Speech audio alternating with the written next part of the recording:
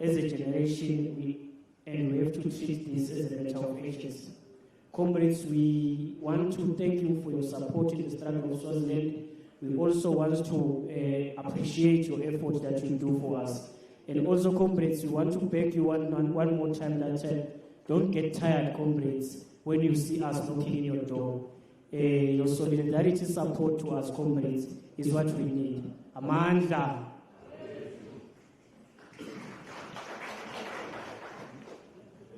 Thanks to the SG of Ayoko in Swaziland. Now we are going to be receiving a message of support from the ANC Women's League representative. If any person is here to see the leadership of the Women's League, I know that the president is committed. Okay, in that note, the Women's League, we're now going to receive passing the Women's League to the Veterans League of our movement. I've seen the Secretary General of the Veterans League, Comrade Ivan.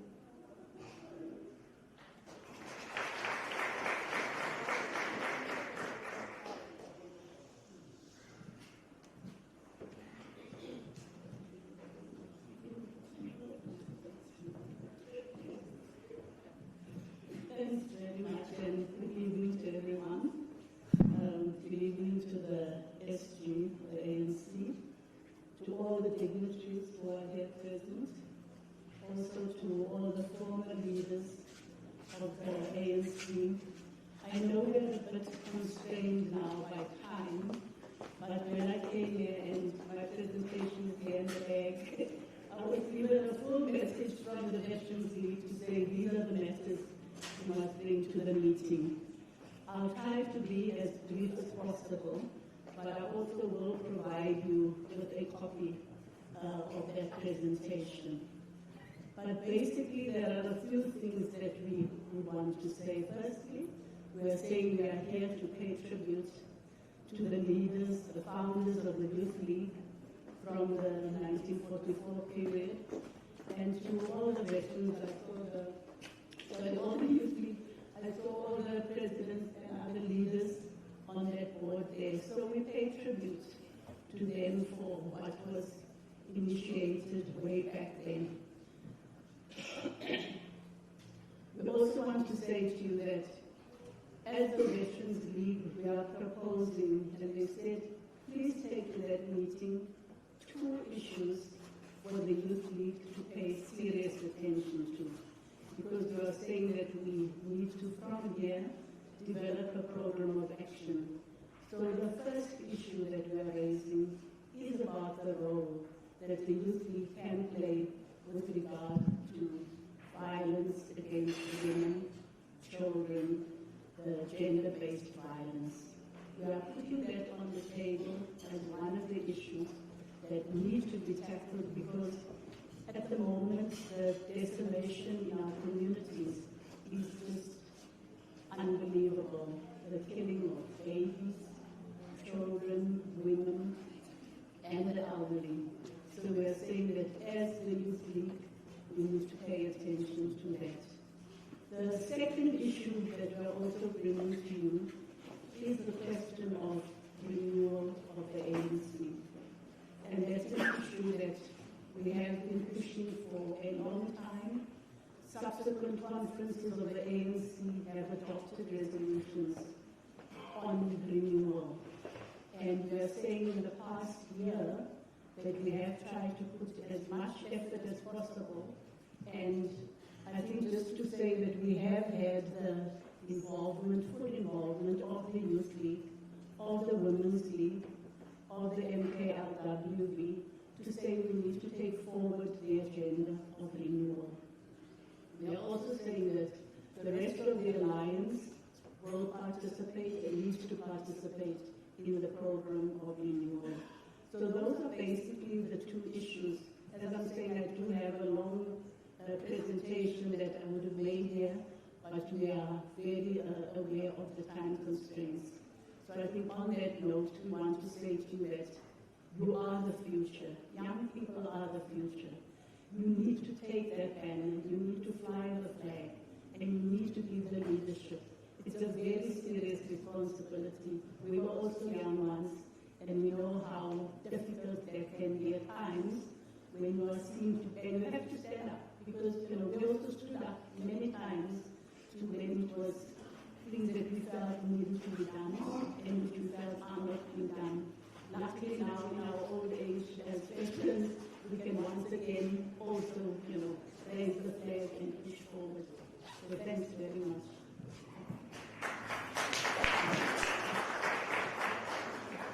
Thanks to the SG of the Delta-SG.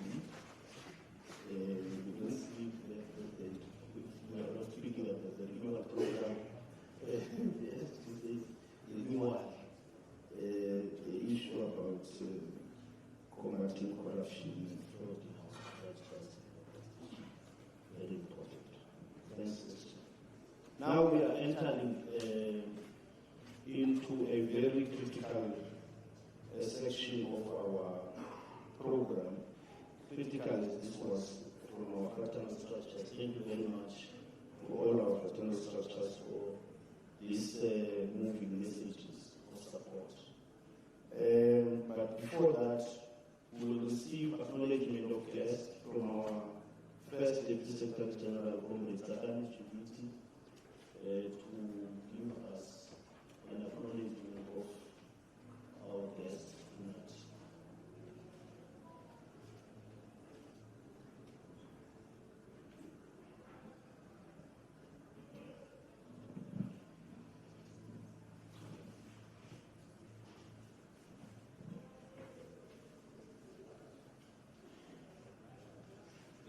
Good evening, comrades, leaders of the ANC, led by the Secretary General, Comrade Incumbent, and all ANC members of the ANC, former leaders of the ANC Youth League, ANC members of the ANC Youth League, all our guests, provinces of the ANC Youth League, and the SASCO hostels, Veterans League, all protocol observed. Mine today is to acknowledge you as our guests in the 80th anniversary of the ANC Youth League. As the ANC Youth League celebrate the milestone with the former leaders of the ANC Youth League. The following are the guests that I'm going to acknowledge. I will first acknowledge the presence amongst us, the presence of the former president of the ANC Youth League, Comrade Lulu Johnson. President, you are welcome.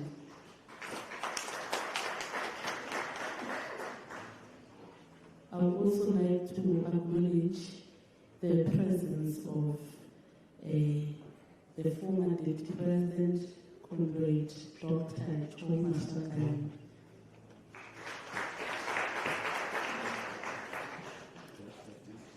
I would also like to acknowledge the presence of the former Deputy President, Comrade Bheki Nkosi.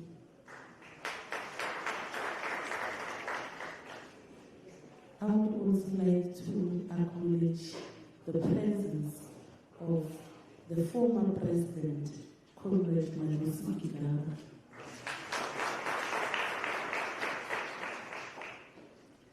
I would also like to acknowledge the presence of the former Secretary General, Comrade Phoebe Potgieter. I would also like to acknowledge the presence of the former Secretary General, Comrade Sihlezi.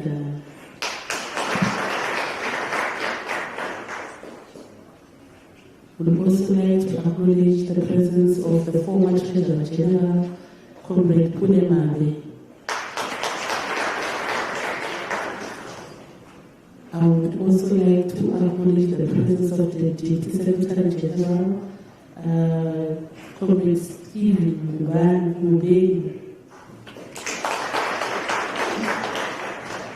I would also like to acknowledge the presence of former President Colin Maine.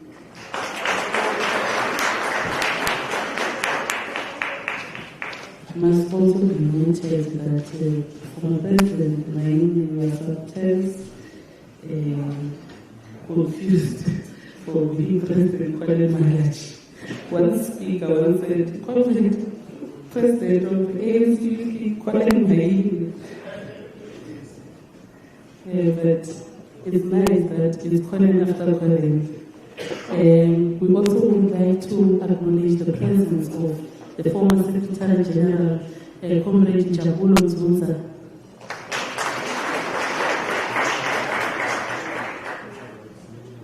We also like to acknowledge the presence of ANC Veterans League Secretary General, Comrade Ivan McKay.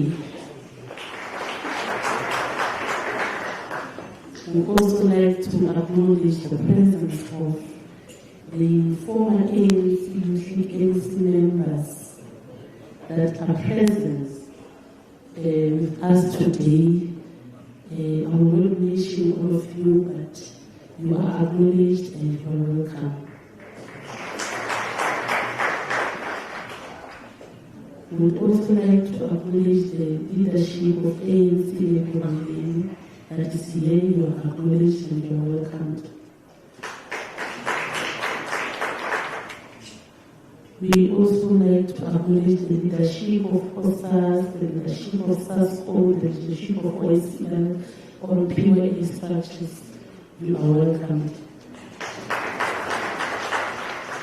We would also like to acknowledge the presence of our sister organization from Swaziland, Swayoko, SG, and your colleagues. You are welcomed.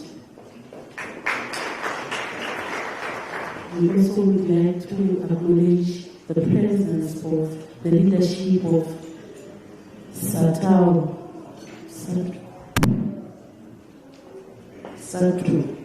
You are welcomed.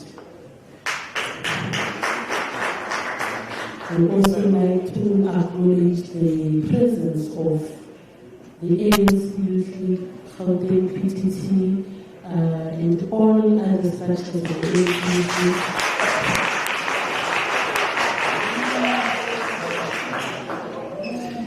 I made a mistake.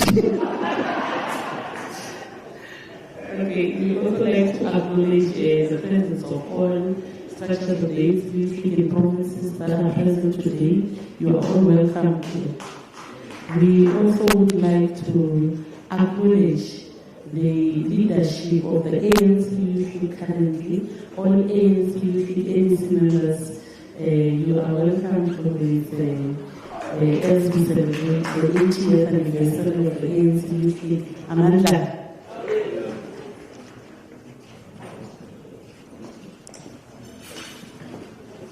Thank you very much, DSG.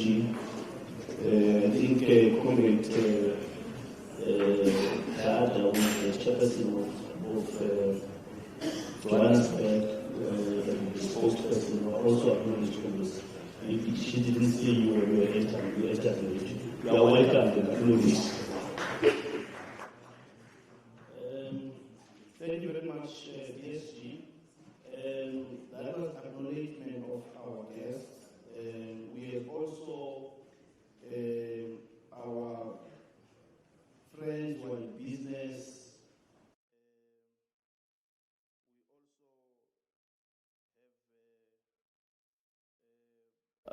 We also have friends of the Youth League that are here. All of them are acknowledged and welcomed. I think Secretary General was acknowledged. I think Comrade did not hear. Comrade Sihle Zigalala. I think you were acknowledged. Some comrade is saying you were not acknowledged. I think she didn't see you. Yes. No, thank you very much, comrades. Now, comrades, we are going to get into part one of our program. sustaining the movement of funding of our revolution. And we're going to call upon Comrade Pule Mabe, who's a former Treasurer General of the ANC Youth League, to come on stage as a panelist, and Comrade Zwelo Masilela, who's an incumbent, to come on stage. Here we want the past and the present to share experiences, difficulties of funding this movement. You may be seated, TG, there.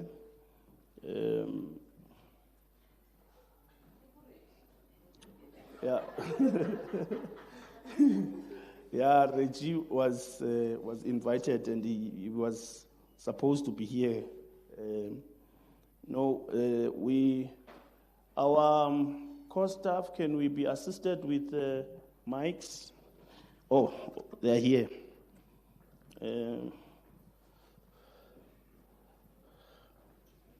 So we'll start with the reflection from the former Treasurer General on the sustaining of our movement, funding of the revolution.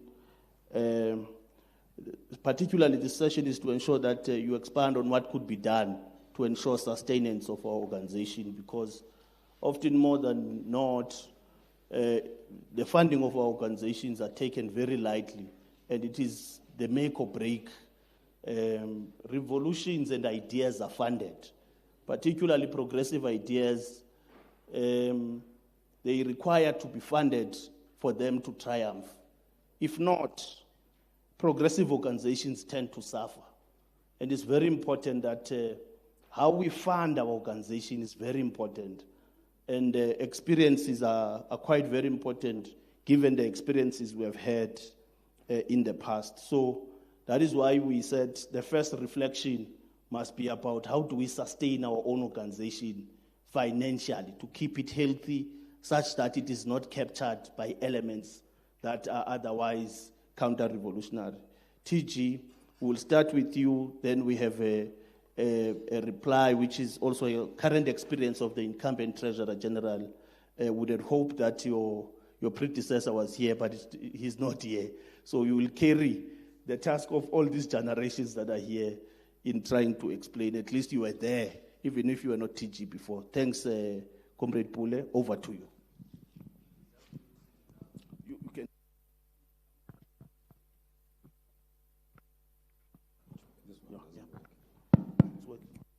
No, thanks, Secretary General.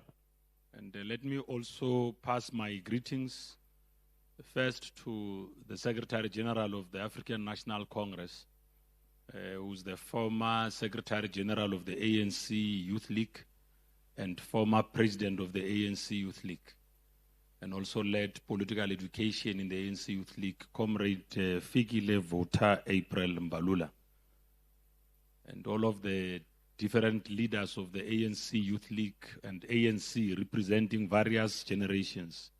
Comrade Lulu Johnson, the former president of the ANC Youth League, Comrade Malusi Gigaba, the former president of the ANC Youth League, Comrade Joe Maswanganyi, the former deputy president, Comrade Beki Nkosi, the former deputy president, Comrade Philip Potgieter, the former secretary general, Comrade Sihle Zigalala, the former secretary general, Comrade Stephen Ngubeni, the former deputy secretary general, whom I had the honor to serve with as national officials of the Youth League, elected at the 23rd National Conference.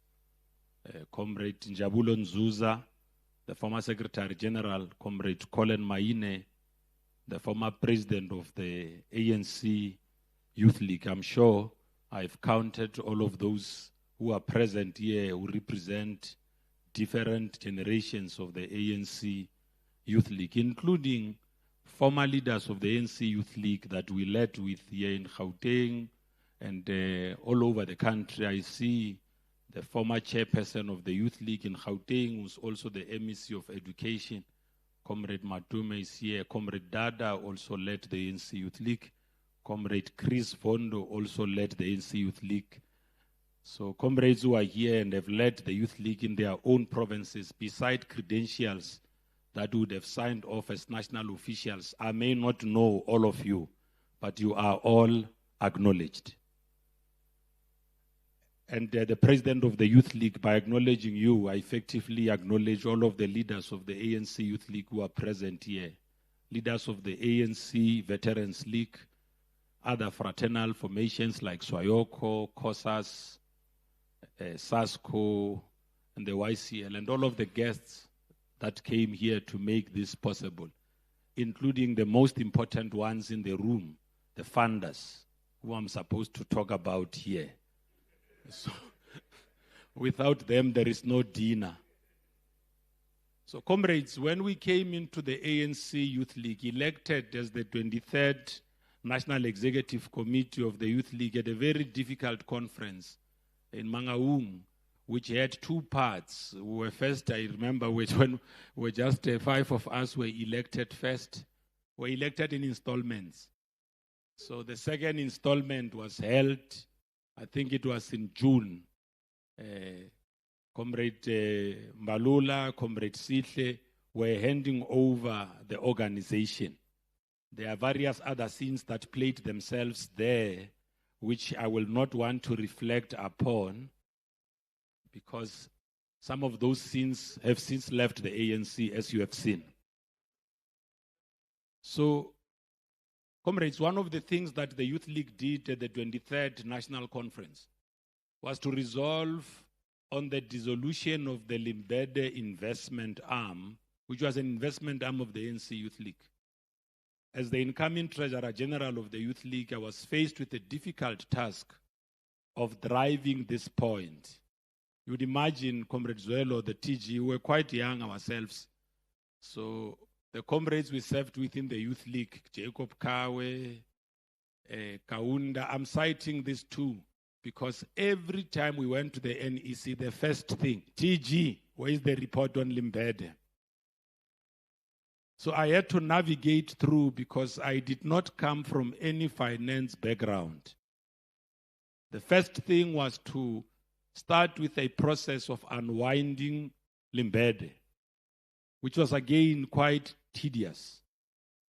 Limbede was marred with serious contaminations of what would have happened and all of that. And sometimes former leaders of the Youth League would have acted in the manner that they did because they wanted the organization to be a well-oiled machine. So we had an audit firm that assisted us in this exercise.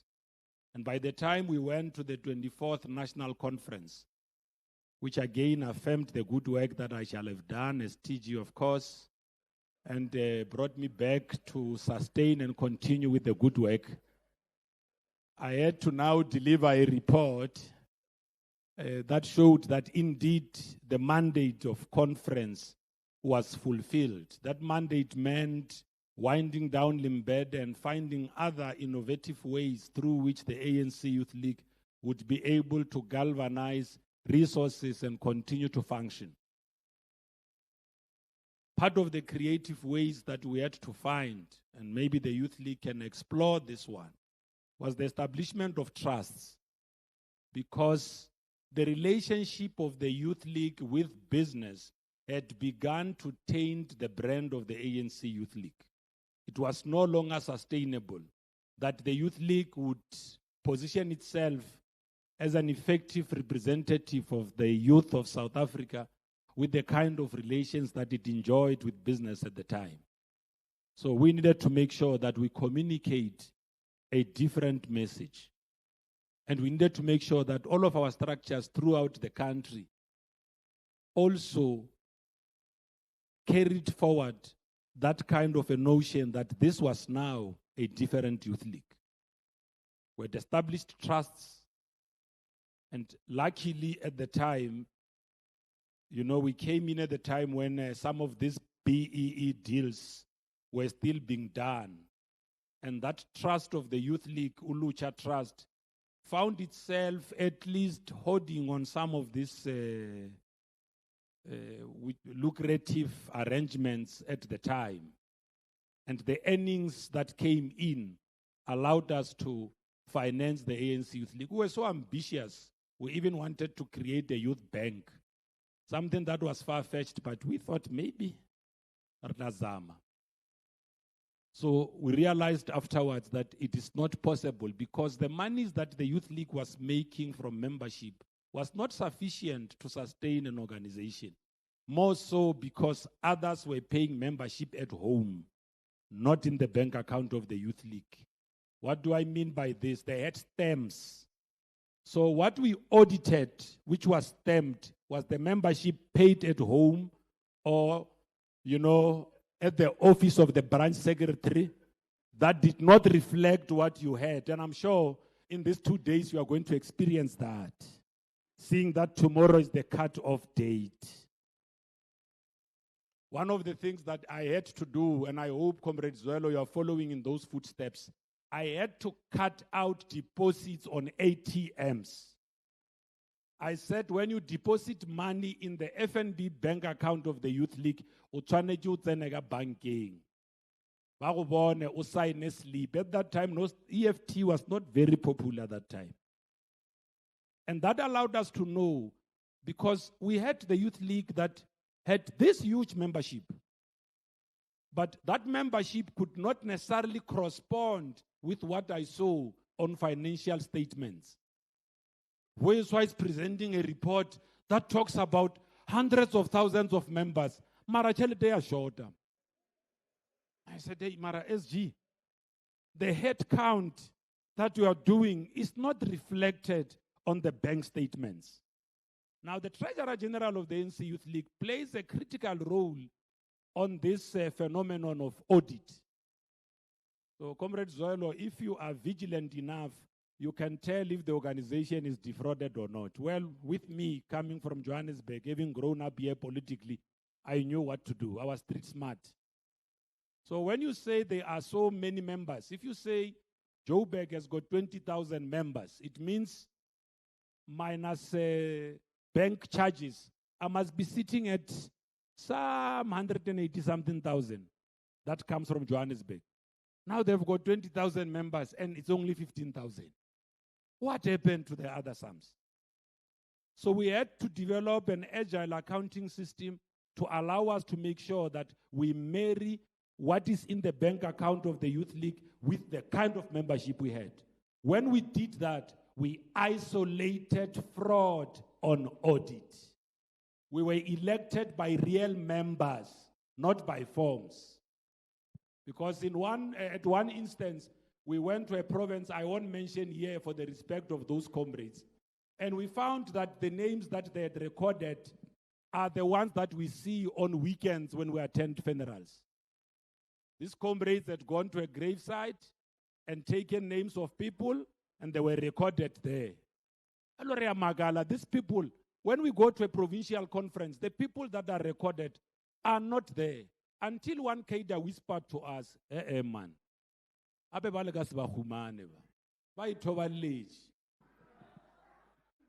so, I mean, this is the creativity that comes with an organization called the Youth League.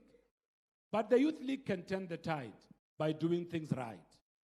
The Youth League can ensure that part of its fundraising efforts also include getting those that have got access to opportunities to pay more than the 10 rand or 12 rand required.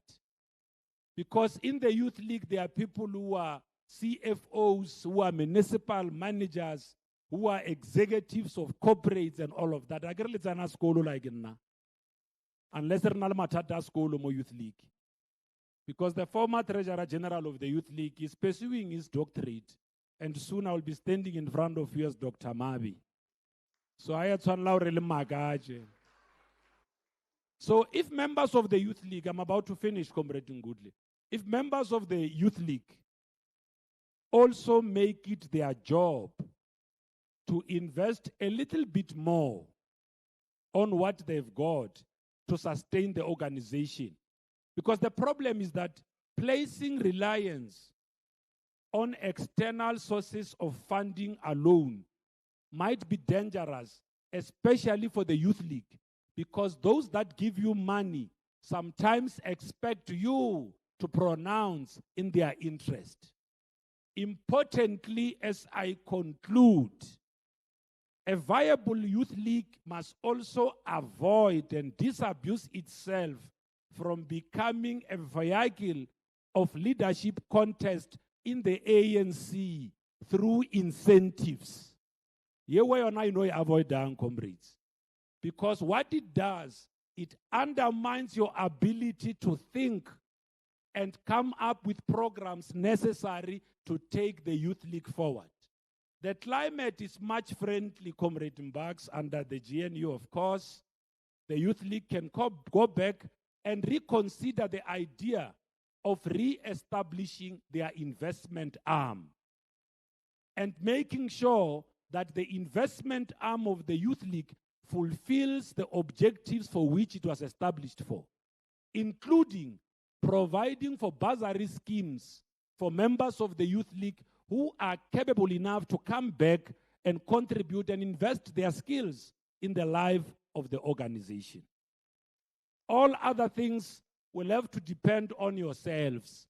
Conditions have changed. Nothing stops the youth league, and now I'm finishing now. Nothing stops the youth league, like the ANC has done, to regularize the sale of merchandise that bears the insignia of the ANC Youth League. The ANC has done that. You too can do it.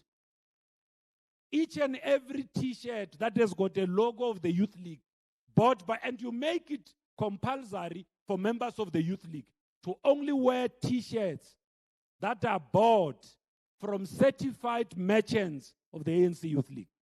You start doing that, Comrade Zwelo, you will be giving a good report. Thank you very much. You know, fundraising is not something you can do in 3 minutes as a belief SG.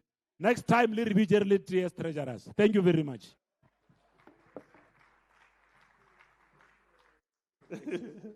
Thanks, TG. You may take the podium, TG. 3 minutes, 3 minutes. No, I'll accept minutes. Got enough time there in the NEC to raise these matters that we are responding to. Greetings to everyone. I think protocol was acknowledged because I was given 3 minutes. So we will move with the acknowledgement and all protocol observed. Thank you very much, comrades, again from the former leaders, all of you, for honoring the invite and coming to share the experiences, starting with the very first one here by the former Treasurer General, Comrade Pule. And I think most of your experiences, Comrade TG, are still more or less similar to what we are experiencing. Because one of the key discussions centering from our Congress and an ongoing discussion of this 26th NEC is the issue of digitalizing the ANC Youth League and the online membership system and integrating it with the membership system of the ANC, which is one of the key things. You would remember one of your former NEC members once argued that they are not a member of the ANC, but they are a leader of the Youth League at the national level, and they are above 18 years. And they claim that they are not members of the ANC, but they are a member of the Youth League. So that's a very important discussion, because with that system, we will not have the sort of fraud or going an extra mile to try and put systems to make sure that we find these people who are banking at home this membership. But guaranteed, we know that process, right, Eba? In the next few days, they will be exposed. And we'll work closely with the Office of the Secretary General in that regard. And I think the point on the investment arm and the trust and so forth, one of the things we did, Comrade TG, when we elected after our Congress, we did not behave as if we know it all. we did go to all former leaders of the Youth League in their individual space, particularly the Treasurer Generals. I would have met all the living Treasurer Generals. And there's more advice that the TG, Comrade Pule, would have given us going forward. And you know, Mus, that matters of income and resources, because part of our discussions here are open to the public. And you know, Mus, that when we report these matters, it is normally in closed sessions.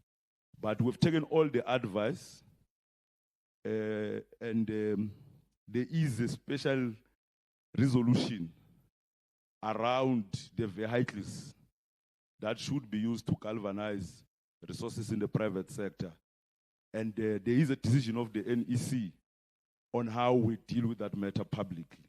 And I would respect that and not engage. But we have taken counsel from yourselves and the advice. And we can report that we're at a very advanced stage. It's a process. And as you would have said, one of the things is that when you begin to discuss these issues, the numbers are not normal numbers. You know, when you discuss $1 billion, they first look at you, but this Tsotsi, can we trust him with discussing in billions and millions? And it's one of the important things that we need to continue to engage on and make sure that the private sector, our business leaders, and everybody plays a role in funding the revolution, because it is important that to note that there will be no organization if there's no money. No matter how many ideas we produce, they will remain in our heads. They will not reach the people it needs to reach, because that requires the issue of MECANs. We try to attend to it. I think it's an ongoing discussion between us and the ANC. Even at our Congress, and some of our rallies, when they say, no, but we have paid to the ANC. And when what we pay to the ANC is true to the leagues as well, to that effect. We did try to enforce that. It's an ongoing discussion between us and the ANC.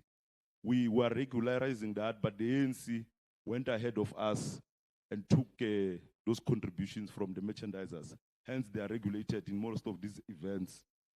But it's an ongoing matter so that we get our share as the Youth League in that aspect. And I think we'll continue to defend the brand and the logo of the Youth League, not to be abused. The president has been leading that. There were comrades of another province here. They would cut the Youth League logo in their t-shirts, trying to make them look nice. The president was very harsh on some of those comrades. And I think we will continue to defend the brand and the logo of the Youth League, because it is an asset of the Youth League. And as a Treasurer General, that is my responsibility to defend all assets and belonging to the Youth League. So I think we will continue to engage you former leaders, and we invite many other South Africans who don't want to associate publicly, but are willing to engage us privately, who are available, because there are many laws in South Africa, which some of which have come back to haunt us in terms of our funding models as the movement and funding the revolution. We're open for engagement. We remain committed and steadfast on our task. Thank you very much, SG.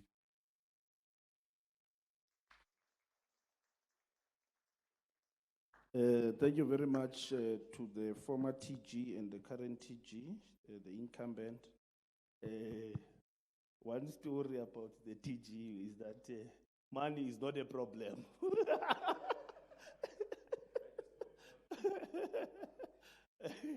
One difficult thing is to fund the organizations that are organization of the people. But thank you very much to the Treasurer General's panel.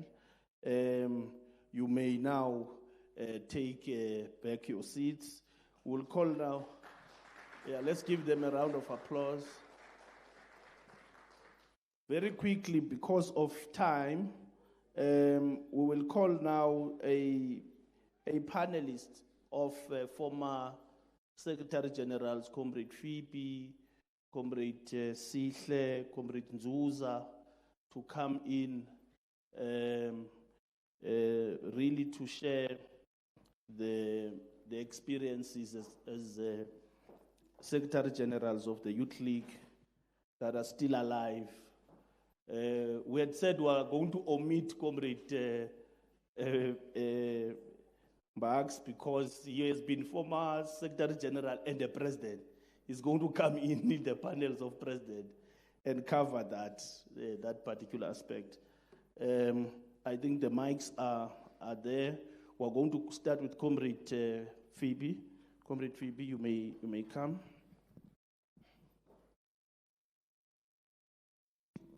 Thank you very much, Comrade SG, Comrade Secretary General, Comrade Mbalula, the President and SG of the Youth League and NEC members, SG of the Veterans League, and former leaders of the Youth League, and all esteemed guests.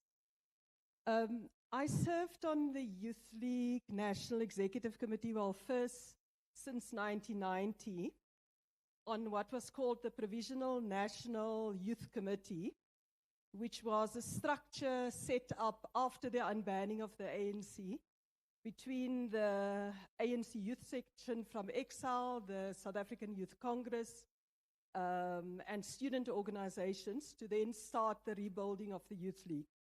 And I served on the NEC of the Youth League between 1991 and I think 2001, if I'm correct, Malusi. So I will be talking about lessons for organizations from that period. The other comrades, Comrade Sihle and Njabula, will talk about subsequent period. But I want to start with something which the founders of the Youth League has done very effectively since the formation of the Youth League in 1944, was the ability to combine theory, a revolutionary theory, and practice. So if one, for example, look at the generation of Lembede, of Sisulu, of Mandela, and others, of how they introduced and revolutionized the theory of the liberation movement through progressive African nationalism, the theory of it, its approach, its Pan-African approach on the one hand. So they contributed towards the ideological strands of the ANC on the one hand, but they also translated that into practice in the form of the 1949 program of action, which said that not only do we want to infuse African nationalism into the ideological orientation of the ANC, but we also want to translate that into a practice. And hence the 1949 program of action, which then saw the Defiance Campaign, the Freedom Charter, the Women's Charter, which all contributed towards the standing of the African National Congress amongst the people. And that has been the role that young people has played in the ANC throughout that period. So if one, for example, look at the 1976 generation, the conceptualization of people like Steve Biko, Tenjiwe Mtinso, Comrade Nkosazana, and others that form part of that generation, the elaboration of black consciousness and what it means in the South African context, but they coupled that with practice. And part of that practice was to then lead a student, youth, and eventually a broader national movement, started by the introduction of Afrikaans, but we see the impact that that had on community organization after the 1970s, as well as the revolutionizing of the ANC as young people and students went into exile. The ANC Youth League played the same role in the post-1990 period. I'm not going to talk about the 1980s, but talk about the 1919 period. Played the same role in the sense that even though the ANC, for example, had positions on the interim government and the Constituent Assembly, but the ANC Youth League, Comrade Becky can remember, developed its own discussion paper on those issues, so that when we went to the Negotiations Commission of the ANC, our representatives didn't just go there and listen and contribute to the debates from the ANC, but they came with our own positions. In addition to that, the ANC Youth League also contributed towards the development of other concepts. There was a comrade called Derek Masuk that served with us on the NEC of the Youth League, and he organized the first community policing forum meeting in Soweto, and this was before 1994. He organized a gathering of police persons to discuss the concept about, in a post-South Africa and apartheid South Africa, what would policing look like, and how do we breach that gap between the distrust that we had of the police and the communities, and hence the concept of CPFs that we're talking about today. Comrade Derek, by the way, also had a paper that he introduced about preparing for insurrection. It wasn't very popular amongst the ANC leadership, but anyway, we did advocate for that within the structures of the ANC. But there was also other contributions. Whenever people talk about one of the burning issues that still face young people today around youth unemployment, Comrade Malusi Gigaba, for example, was in 2001, led a process within the Youth League to develop a policy on a youth unemployment strategy. If you can remember, Comrade Malusi, and whenever people talk about the issues of youth unemployment and what needs to be done about it, I always refer comrades back to that paper because it sets out a very lasting approach towards it. Now, what does it mean for organization, comrades? And I think that for me, there's two issues and lessons from the ANC Youth League, from that generation, that we can learn. The first one is the commitment towards investing in organization. And investing in organization firstly means that you have to invest in people. You have to invest in your members at a branch level. So during that period, we invested a lot in leadership development, in political education, making sure that our members understand when we talk about a national democratic revolution, then they know what they're talking about. When we talk about the Freedom Charter and the different clauses, they understood what we're talking about. But in addition to that, we also didn't just invest in ideological training, but we also invested in skills. So if you are a branch secretary of the ANC Youth League, there were courses that we ran for branch secretaries about how do you write a report, how do you write minutes, how do you prepare agenda, how do you prepare an ANC Youth League campaign and program of action. We invested in training, Comrade Pule, for treasurers. We invested in training for organizers. We invested in training for political education officers. So it's very important to invest in your organization at the very basic level, because part of the role of the Youth League is as a preparatory school for leadership of the ANC Youth League. And if we don't invest in our basic structures, then we're not able to play effectively that role. So that's the first lesson. The second lesson is that you can't have a strong organization without campaigns. And that is local campaigns. So if you are a Youth League branch, what are the issues affecting young people? What are they interested in? But going beyond the immediate interests of our members, but to also find out what are the sports organizations doing? What are the NGOs working with young people doing? What's happening in the schools? And those are the campaigns that our local branches took up, but also making sure that we build a national organization through national campaigns. And that is part of how we do. And that's the first lesson. The second lesson for me, and the last point that I want to make, is the importance of agenda to organization. Now, in I think at the launch of the South African Youth Congress in 1987, we had one woman on the NEC, Comrade Pua Peters. But because of the work that she did, by the time that we had the second Congress of Psycho in 1994, there were about 5 or 6 of us, women, that were elected onto the NEC. 6 years later, the Youth League elected its first female Secretary General, and it wasn't just the first. We had Comrade Vuiswa as well.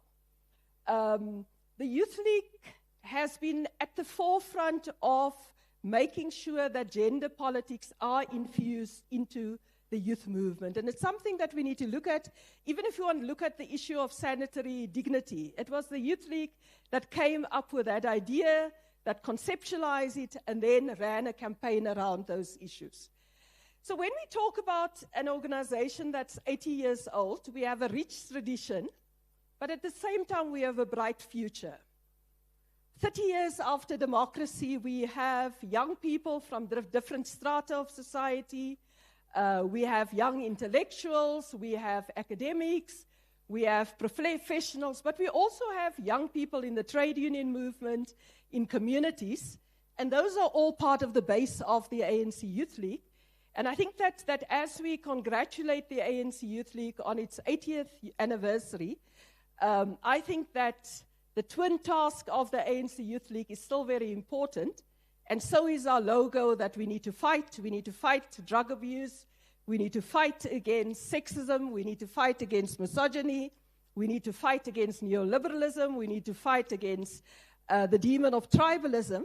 We need to produce, grow our economy, as we say, and we need to encourage our young people to learn. Thank you very much. Thank you, SG. Greetings to all comrades, all generations, from Comrade Lulu, Johnson, Maluski Kaba, Mbalula, Colin, and Colin, the current president. Now, a few points. Building on what Comrade Phoebe has said, the twin task of the ANC Youth League also talk to the character. But if I start with the twin task, this twin task will therefore impose two things. The first is activism. A member of the ANC Youth League should not be defined by a membership, but should be defined by activism, taking up issues that affect young people. The second of that twin task is political education. A member of the Youth League should grow politically and therefore internalize the ANC politics, understand it, and embody the political orientation of the ANC. Now, there has been a number of problems around the character. And the character of the ANC Youth League is that of an organization within an organization. It is an organization of the youth, but within the ANC. And this autonomy has often created a problem for many leaders, especially in the ANC, when they then want to micromanage the ANC Youth League. And from inception, the Youth League has fought for its autonomy. But it has never used this autonomy at the expense of the ANC. Fast forwarding, and toward my last but one point, if we talk about the renewal today, what are we talking about? We must first accept that the period of the disbandment of the Youth League didn't serve the organization well. It affected the capacity to interact and champion the interest of the youth. History often repeats itself, and when the Youth League was formed in its manifesto, it said, the formation of the African National Congress Youth League is an answer and assurance to the critiques of the national movement that African youth will not allow the struggles and sacrifices of their fathers to be in vain. Our fathers fought so that we are better equipped when our times comes, should start and continue from where they stopped, close quote. So the call on the formation of the Youth League in 1944 is similar to the call facing you as the generation. With the electoral decline that we've suffered, You have a responsibility to provide solutions. And that solution will require that we ask ourselves critical questions. One, whether we're still in a revolution or not. Or, if we are in a revolution, is the pace we are engaged in a revolution and programmatic element meets the expectations of the South Africans? Now, we need to be bold in engaging with that question. And we also have to ask ourselves whether we are still revolutionaries or we have become conformist. We have conformed to the situation and the status quo. And in answering that question, I think the Youth League must be bold, like the 1944 generation, as captured by Anton Lembede when he said, "We're not called to peace, comfort, and enjoyment, but to hard work, sweat, and struggle. We need young men and women of high moral stamina and integrity, of courage and vision. In short, we need warriors." Close quote. Having said that, my point of departure is one. The Youth League claimed to be a preparatory school of the ANC. I want to emphasize that is correct, but it's not inherent. Not everyone who has been a member of the Youth League and a leader must then be assumed that he qualifies or she qualifies to lead the ANC. A person must qualify to lead the ANC because of qualitative attribute he or she would have gained during a period of leading the ANC Youth League. As Comrade Rapu and Pitamkaba generation will say, victory or death, freedom or death, victory is certain. And I think if you will continue what you have started, march for jobs and agitating, advancing issues that affect the youth of today, you will reclaim your space. Thank you.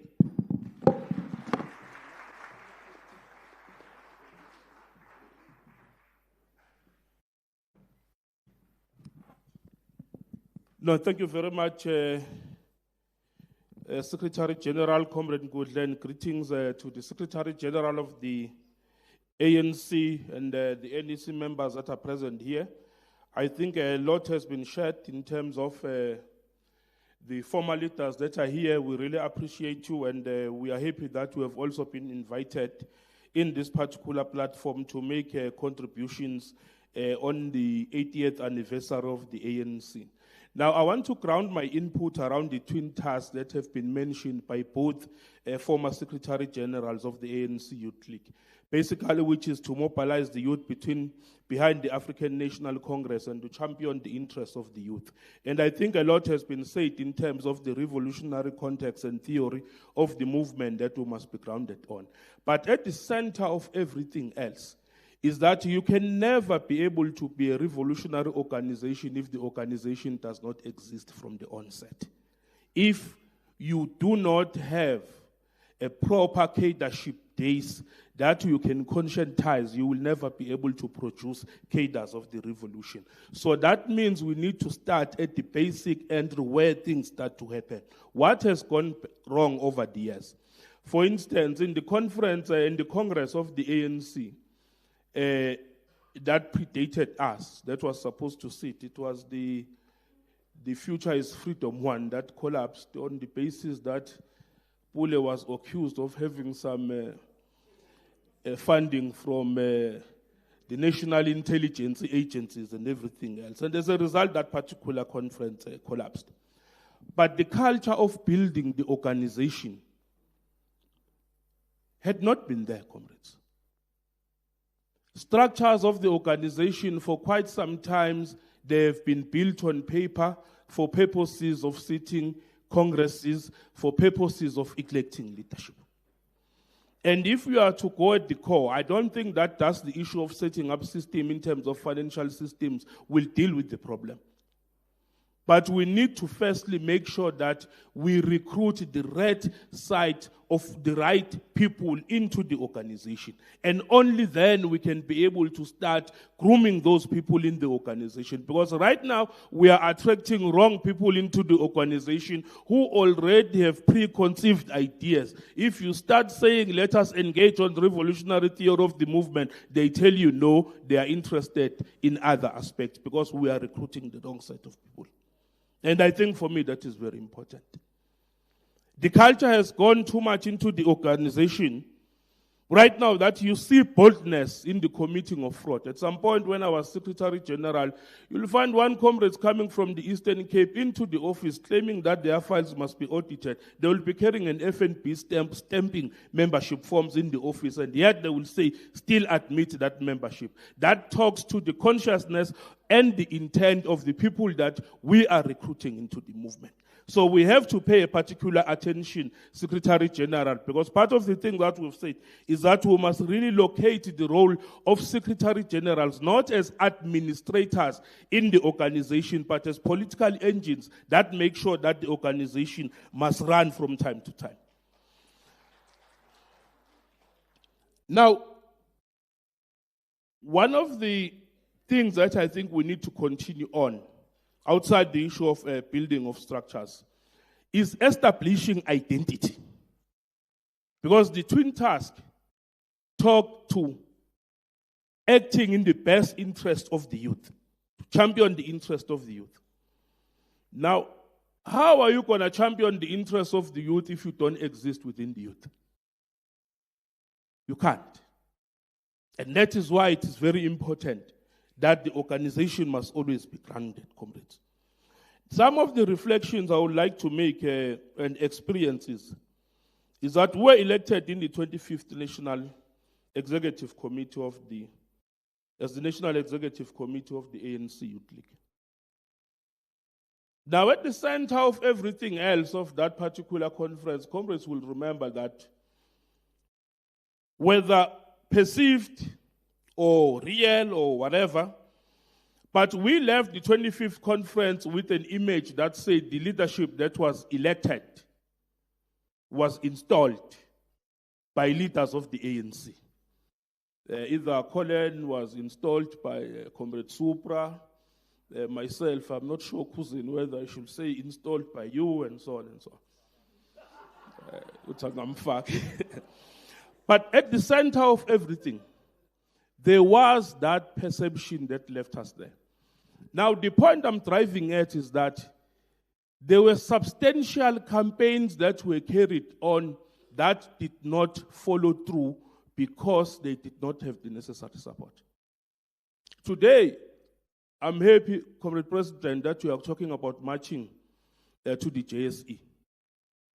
When we said ABSA was manipulating the rand, everybody thought, no, these young ones are crazy.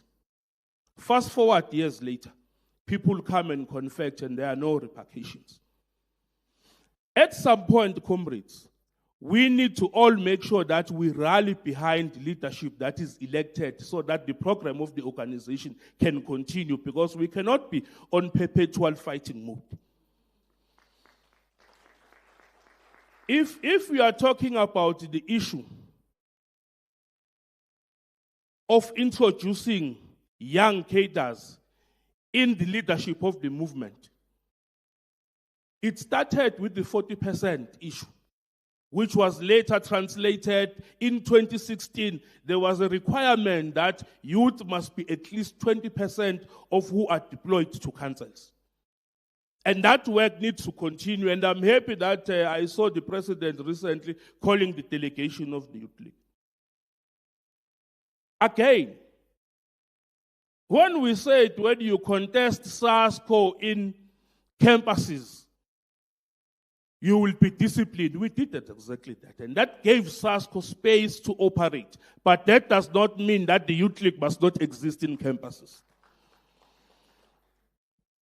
The last part that I really hope the Youth League will deal with, which is really bothering the movement. Factions in the movement are engineered out of unmanageable leadership contest. And factions eat away in the movement. I hope the ANC Youth League will develop some thought into this process on how do we make sure that we change the electoral system of elected leaders in the movement so that it can unify us rather than setting us apart and against each other. Thank you.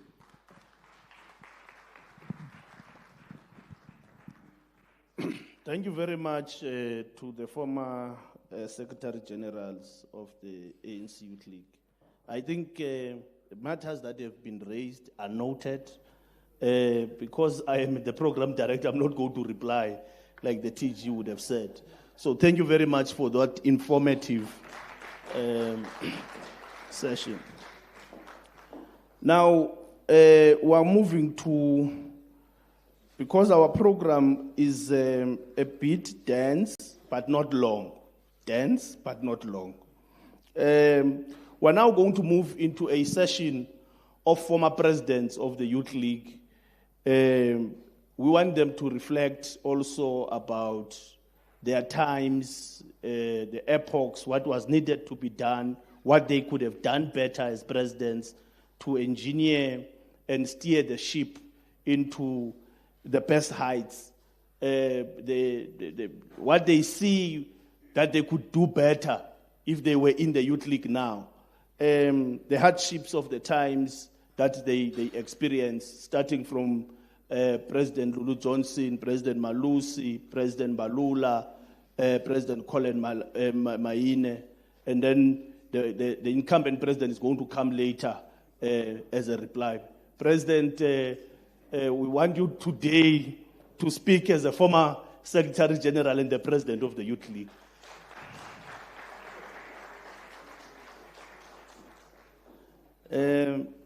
We will give you President first, but you may sit.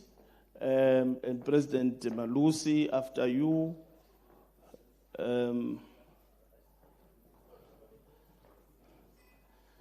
It's important. President, is our camera able to take them seated? They look very old. I'm joking. President, you may come and take the podium. Thank you very much.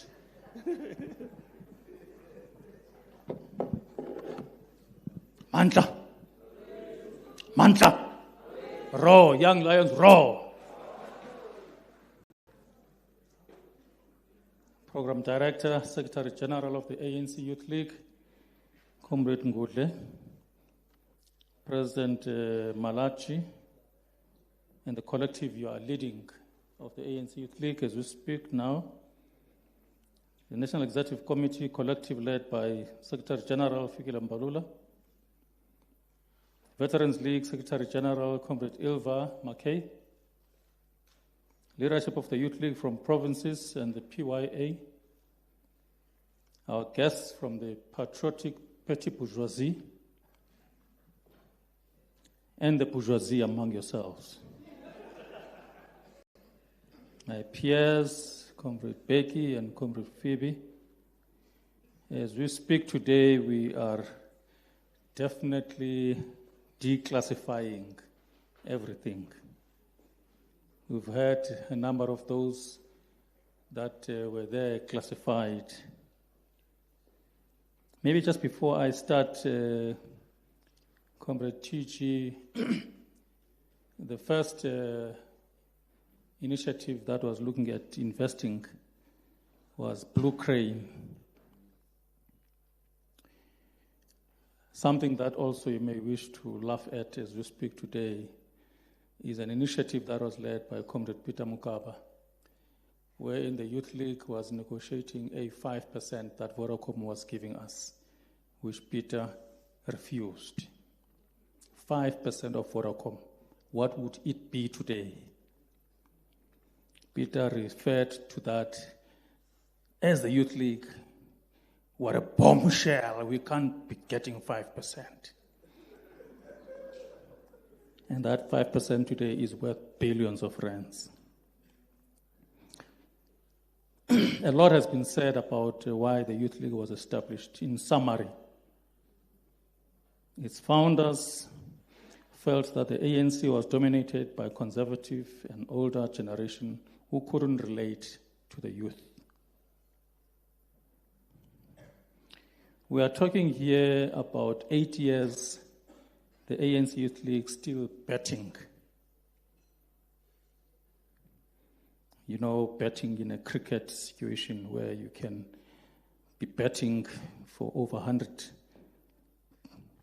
and 200 times. Who had betted for over 400 times? Who got 400? One of the history sport personnel will tell us more.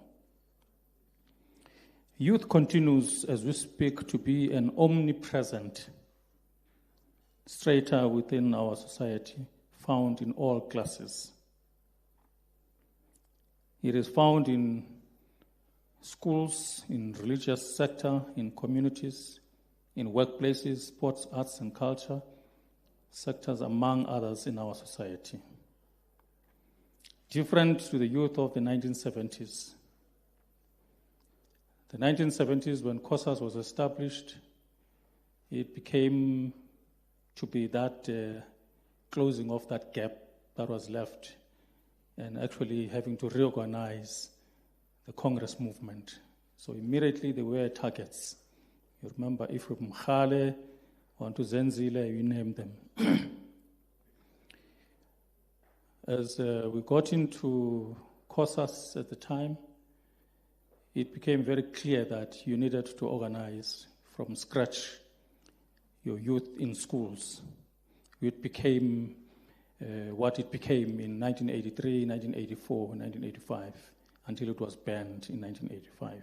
Precisely because you were to deal with issues of bread and butter that confronted young people in school.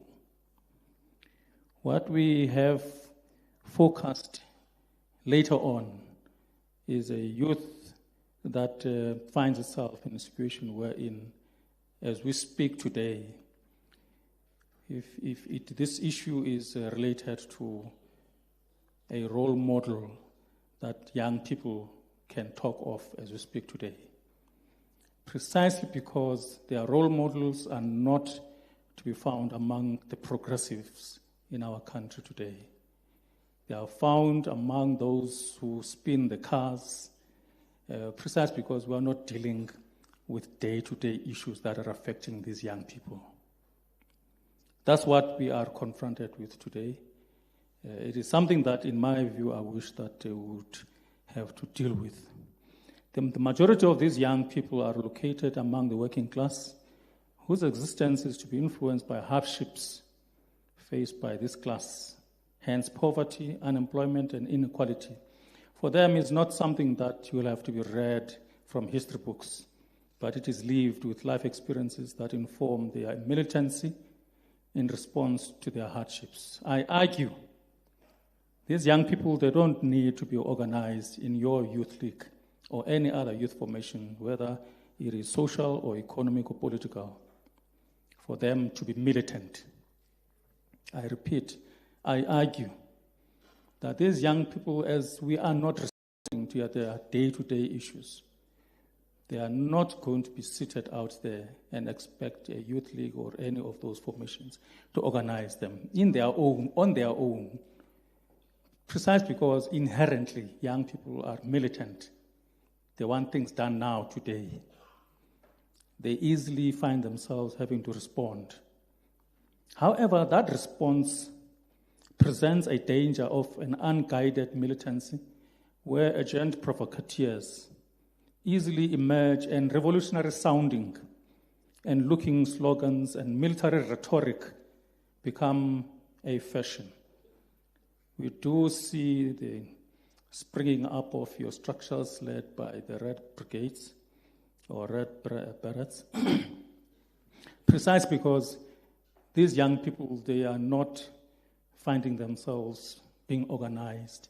Hence, therefore, anyone who speaks a language that is closer to them and their immediate needs, that person will jump first to join that formation. We see this often in our national conferences or regional or provincial conferences of the ANC that are presented with regalia instead of reading material. It has become a fashion for you to attend any of those conferences. What is being offered out there is clothes, T-shirts, all these kinds of fashionable stuff. Not so much of the reading material that we need to have for ourselves to be able to get to understand the world more. Precisely the point about the direction that our young people are taking, especially as we talk about your role models, the point I was raising earlier on, in society. We need to be able to get, as the Youth League, to get our young people out there to be able to say, as and when they are asked a simple question, who is your role model?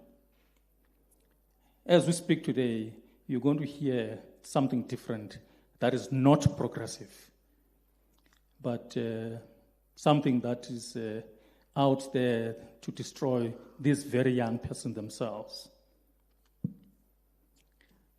The generation of young lions of freedom or death, Madiba spoke about peacetime heroes when referring to those that are militant and hell-bent in fighting against democratic state. I'm not suggesting a stop to any militancy or of any sort, guided or otherwise. The era was very fluid as we had to deal with negotiations, policy changes, mass mobilization, quasi-military operations in dealing with low-intensity warfare in Ekurhuleni, in Soweto, and also in the Vaal. You remember we were dealing with matters related to whether we need to have a youth ministry or a youth commission. Now, these were long debates that we were having, whether we were to have, you remember Stevie Chwete literally canvassing a number of us because he wanted to be in charge of, the youth ministry whilst being in the sport sport portfolio. We remember also you had negotiation that equally warranted a need for mass mobilization of our people so that it does not get to be only a negotiation at Codesa in Kempton Park. You needed to find a situation wherein young people, especially also society general out there, was to be mobilized to give the impetus to that whole negotiation process. Now, this is what was confronting, that era as we were part of that leadership at the time. The low-intensity warfare was a very serious issue. Declassifying here also to talk about the same issue, wherein it meant having to take some of our young fellows out there for military training. It meant, therefore, that a tooth for a tooth, an eye for an eye, with the African AWB, Inkatha, the state itself, our communities out there, especially at Ekurhuleni, Thokoza, Tutuza, all of those areas at part of Ekurhuleni. So those young fellows that went out there, I can safely talk about Castro, who is now no more, one of those that was part of that collective. On a crash course of 6 weeks, they came back and they really waged a serious fight against the enemy at the time. We all know what happened when came the point I was just raising earlier on, out of those crash courses. The policy change still remains with you as we speak, with no idea of the type of education we want in our society. We started a process in 1983 that was to say, let's document the demands on education. Let's be able to say South Africa must have the following type of education in the form of your Freedom Charter demands, a process that we started, that we did not conclude precisely because of the repression at the time. it is a responsibility your education desk might wish to take up with all these other education stakeholders. It is part of your mobilization of young people, giving them content. What this refers to, in a nutshell, is that we have shied away from the important terrain of our struggle that has left our learners to be at the whims of an outsourced curriculum entrepreneur. What I am talking about here, only this other time I'm talking to this one lady who says to me, you know, she's busy trying to pull together, time is not on her side. She has to be able to get the curriculum ready because she just got a tender. Did we know that for learners in schools, for them to be taught, a curriculum has to come from a tenderpreneur? A very important area, imagining those tender or rather curriculum designers having no ideology that is anywhere closer to our understanding of where we are going as an ANC and our alliance partners. I'm not too sure whether this point is very clear. You have in South Africa today a curriculum designer who has to be competing with other bidders to win a tender to supply government with a curriculum. That's what is happening as we speak today in our country. Your revival, as part of our renewal, your revival has presented an opportunity for you to renew and rebuild not only the ANC, point I've been raising as far back as I can't remember whether Comrade Colin Mine would still remember this issue raising with him, precisely because the structures of our movement are very weak. So the revival of the ANC Youth League equally has a responsibility of making sure that COSATU is strong, Communist Party is strong, COSAS is strong, SASCO is strong, sports, arts, and religious youth formations are established. What this means is that, in a nutshell, as we speak today, you have, I suggest, this is the session that we're about, that your organizing team should have, and it used to have, Derek was, I think, education desk convener within that organizing section, within the structures of the ANC Youth League. Within that organizing, having to have, your arts and culture desk, education desk, you name them. They are very focused. Not everything is to be left with the SG, precisely because we have these desks that work within the organizing department. Now, for us to be able to do that, we are rebuilding the structures.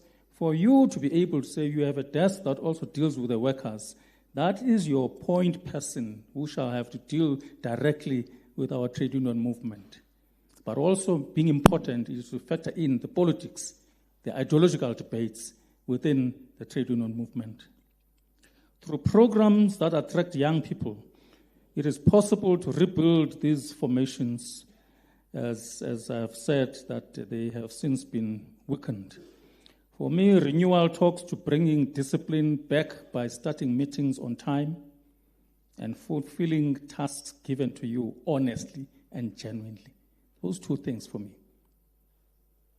If we are to talk about renewal, it means bring back discipline within the organization. Start a meeting on time.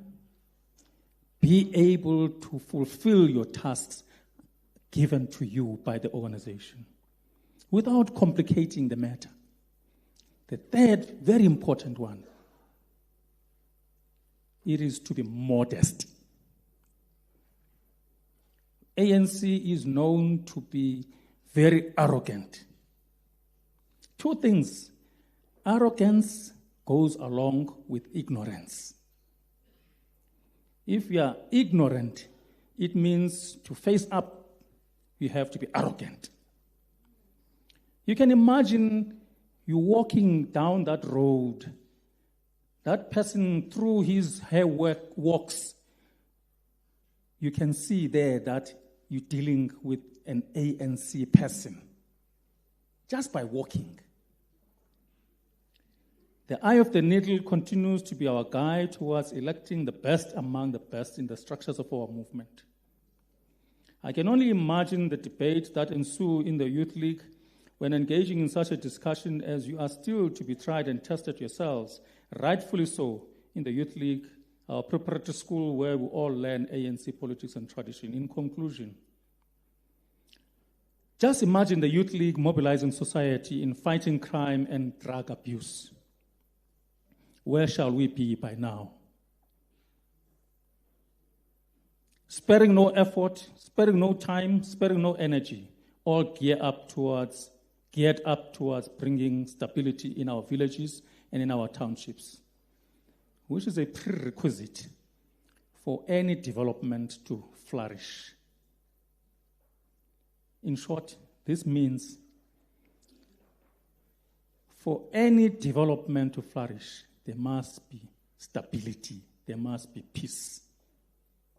Otherwise, we find ourselves having to fight today as we speak with the extortionists.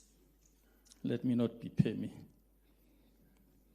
Spread yourselves in partnership with our MK, and community network in dealing with extortionists, a blow they shall never forget. I'm scared of what shall happen when the communities, if there is no leadership, when the communities shall take the law to their hands, if they are not guided, if they are not led. Let me share a story, a very brief story that is related to what I was just talking about as I finish off. It was during, I can't remember, Comrade Phoebe, what year, Comrade Becky, when the students were up in arms. Professor Pengu, was the target. At VETS, there was vandalizing. If you remember, there had to be, and this is always confused with Madiba punishing, some of us for whatever. But there, out of that instance, we had a scenario that said, go out to those SASCO comrades.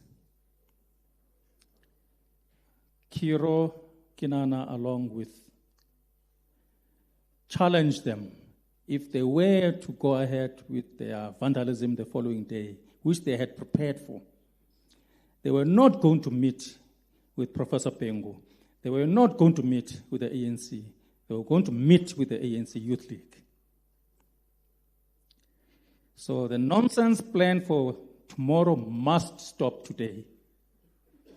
Having left that crew of comrades from SASCO, met with another lot as they were briefed that we had come to, we had come to threaten them. Unfortunately, because as you walk, you needed to carry your own firearm.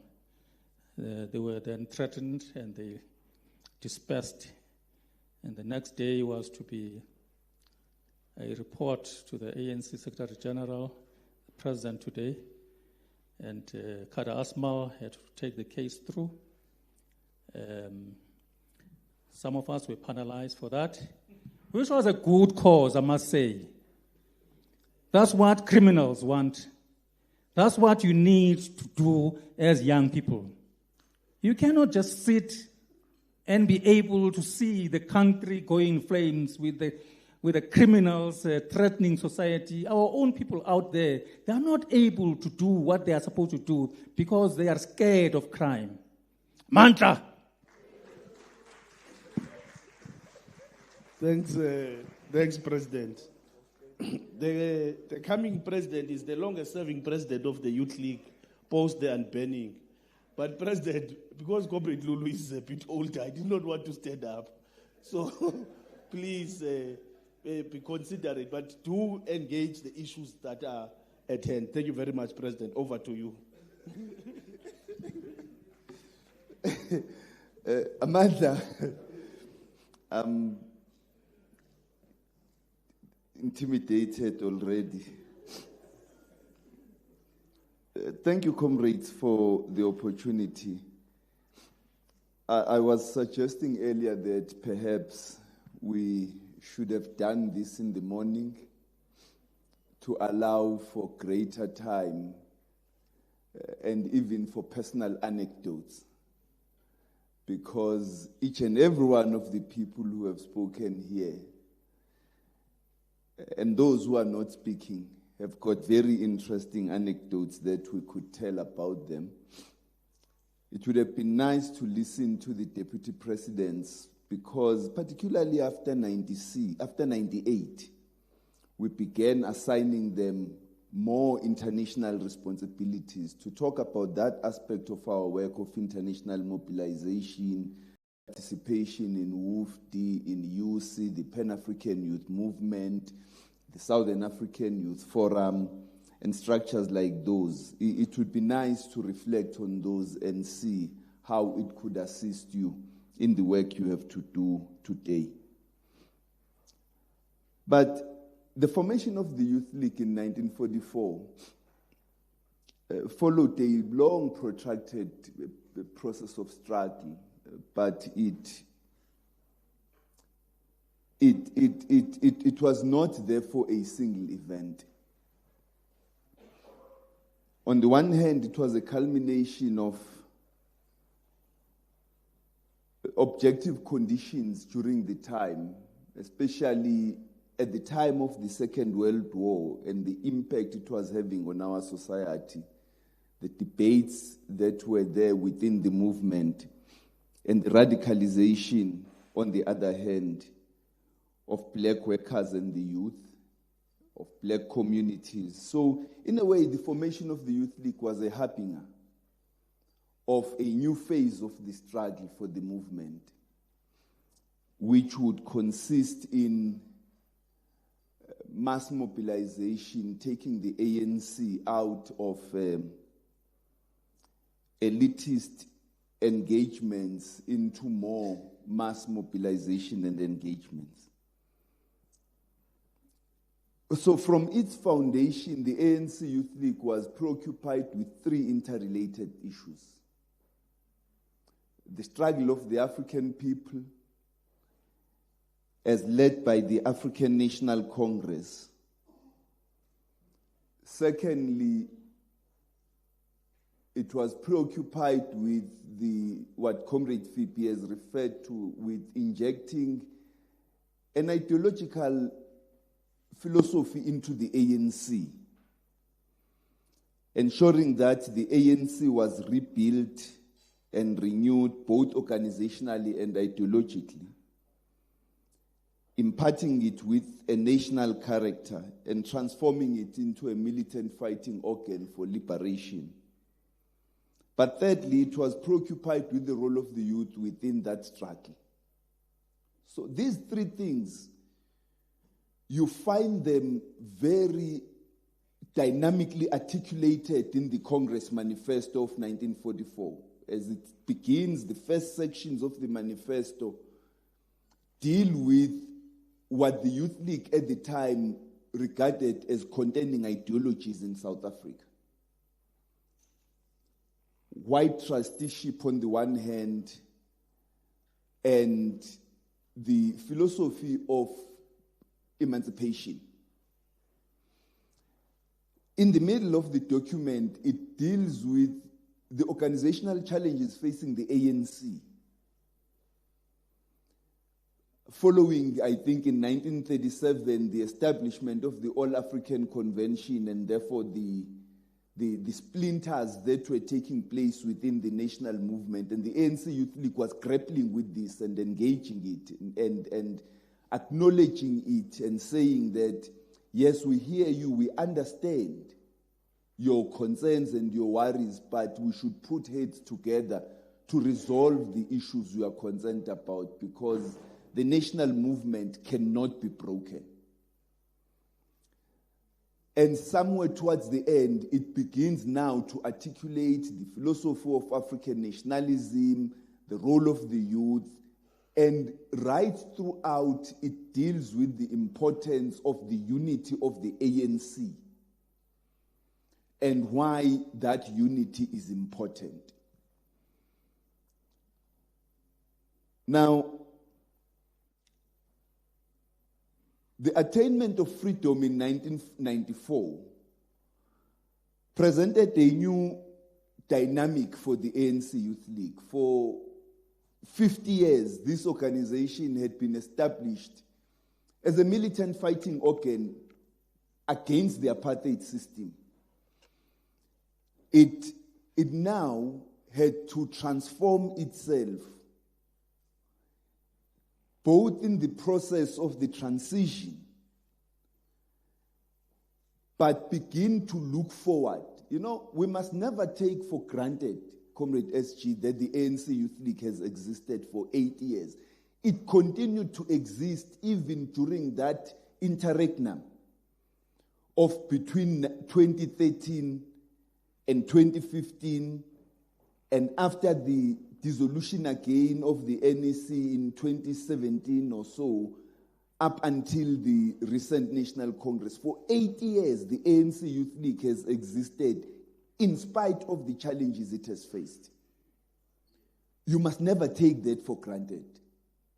Many organizations could not exist this long and could not survive the democratic transition. They died during that time. So during the negotiations, the Youth League was grappling with this changing political scenario when negotiations took center stage, even as the white supremacist regime was unleashing violence and terror, particularly in KZN and parts of Gauteng. So as well as maintaining the tempo of struggle of the negotiations process, the movement had decided to engage in sustained, sometimes rolling mass action in order to keep the masses mobilized and involved in the process, whilst at the same time sustaining pressure on the regime in order to concede to the demands of the movement. Because oftentimes when young people talk, especially in social media, reflecting on the compromises of 1993, some of them talk about betrayal, they talk about how we were sold out without understanding the global and domestic balance of forces we faced at the time, particularly with the collapse of the Soviet Union and Eastern European socialist countries, and the pressure that was applied on the countries of SADC and the frontline states and other countries in Africa which had been home to our cadres, that were now saying, comrades, consider talking, the regime is ripe for engagement. Because they too were facing they were facing difficulties as a result of imperialist offensive, the debt crisis, the crushing debt crisis, lack of funding and aid for their own development and infrastructure development, and we're now saying to the ANC, do talk. So the Youth League during that process was not a compliant customer. It often advocated for militant outcomes. It played its part by rallying young people into the struggle and into mass action in support of the key demands of the movement. You will remember the people's courts all over the country. We would have campaigns on various things that were in support of the demands for the Constitutional Assembly, the interim government, and other demands of the movement. And it maintained during that time both a high level of militancy as well as revolutionary discipline. But after 1994, the ANC Youth League faced a serious challenge. It had to adjust to new conditions or it had to die.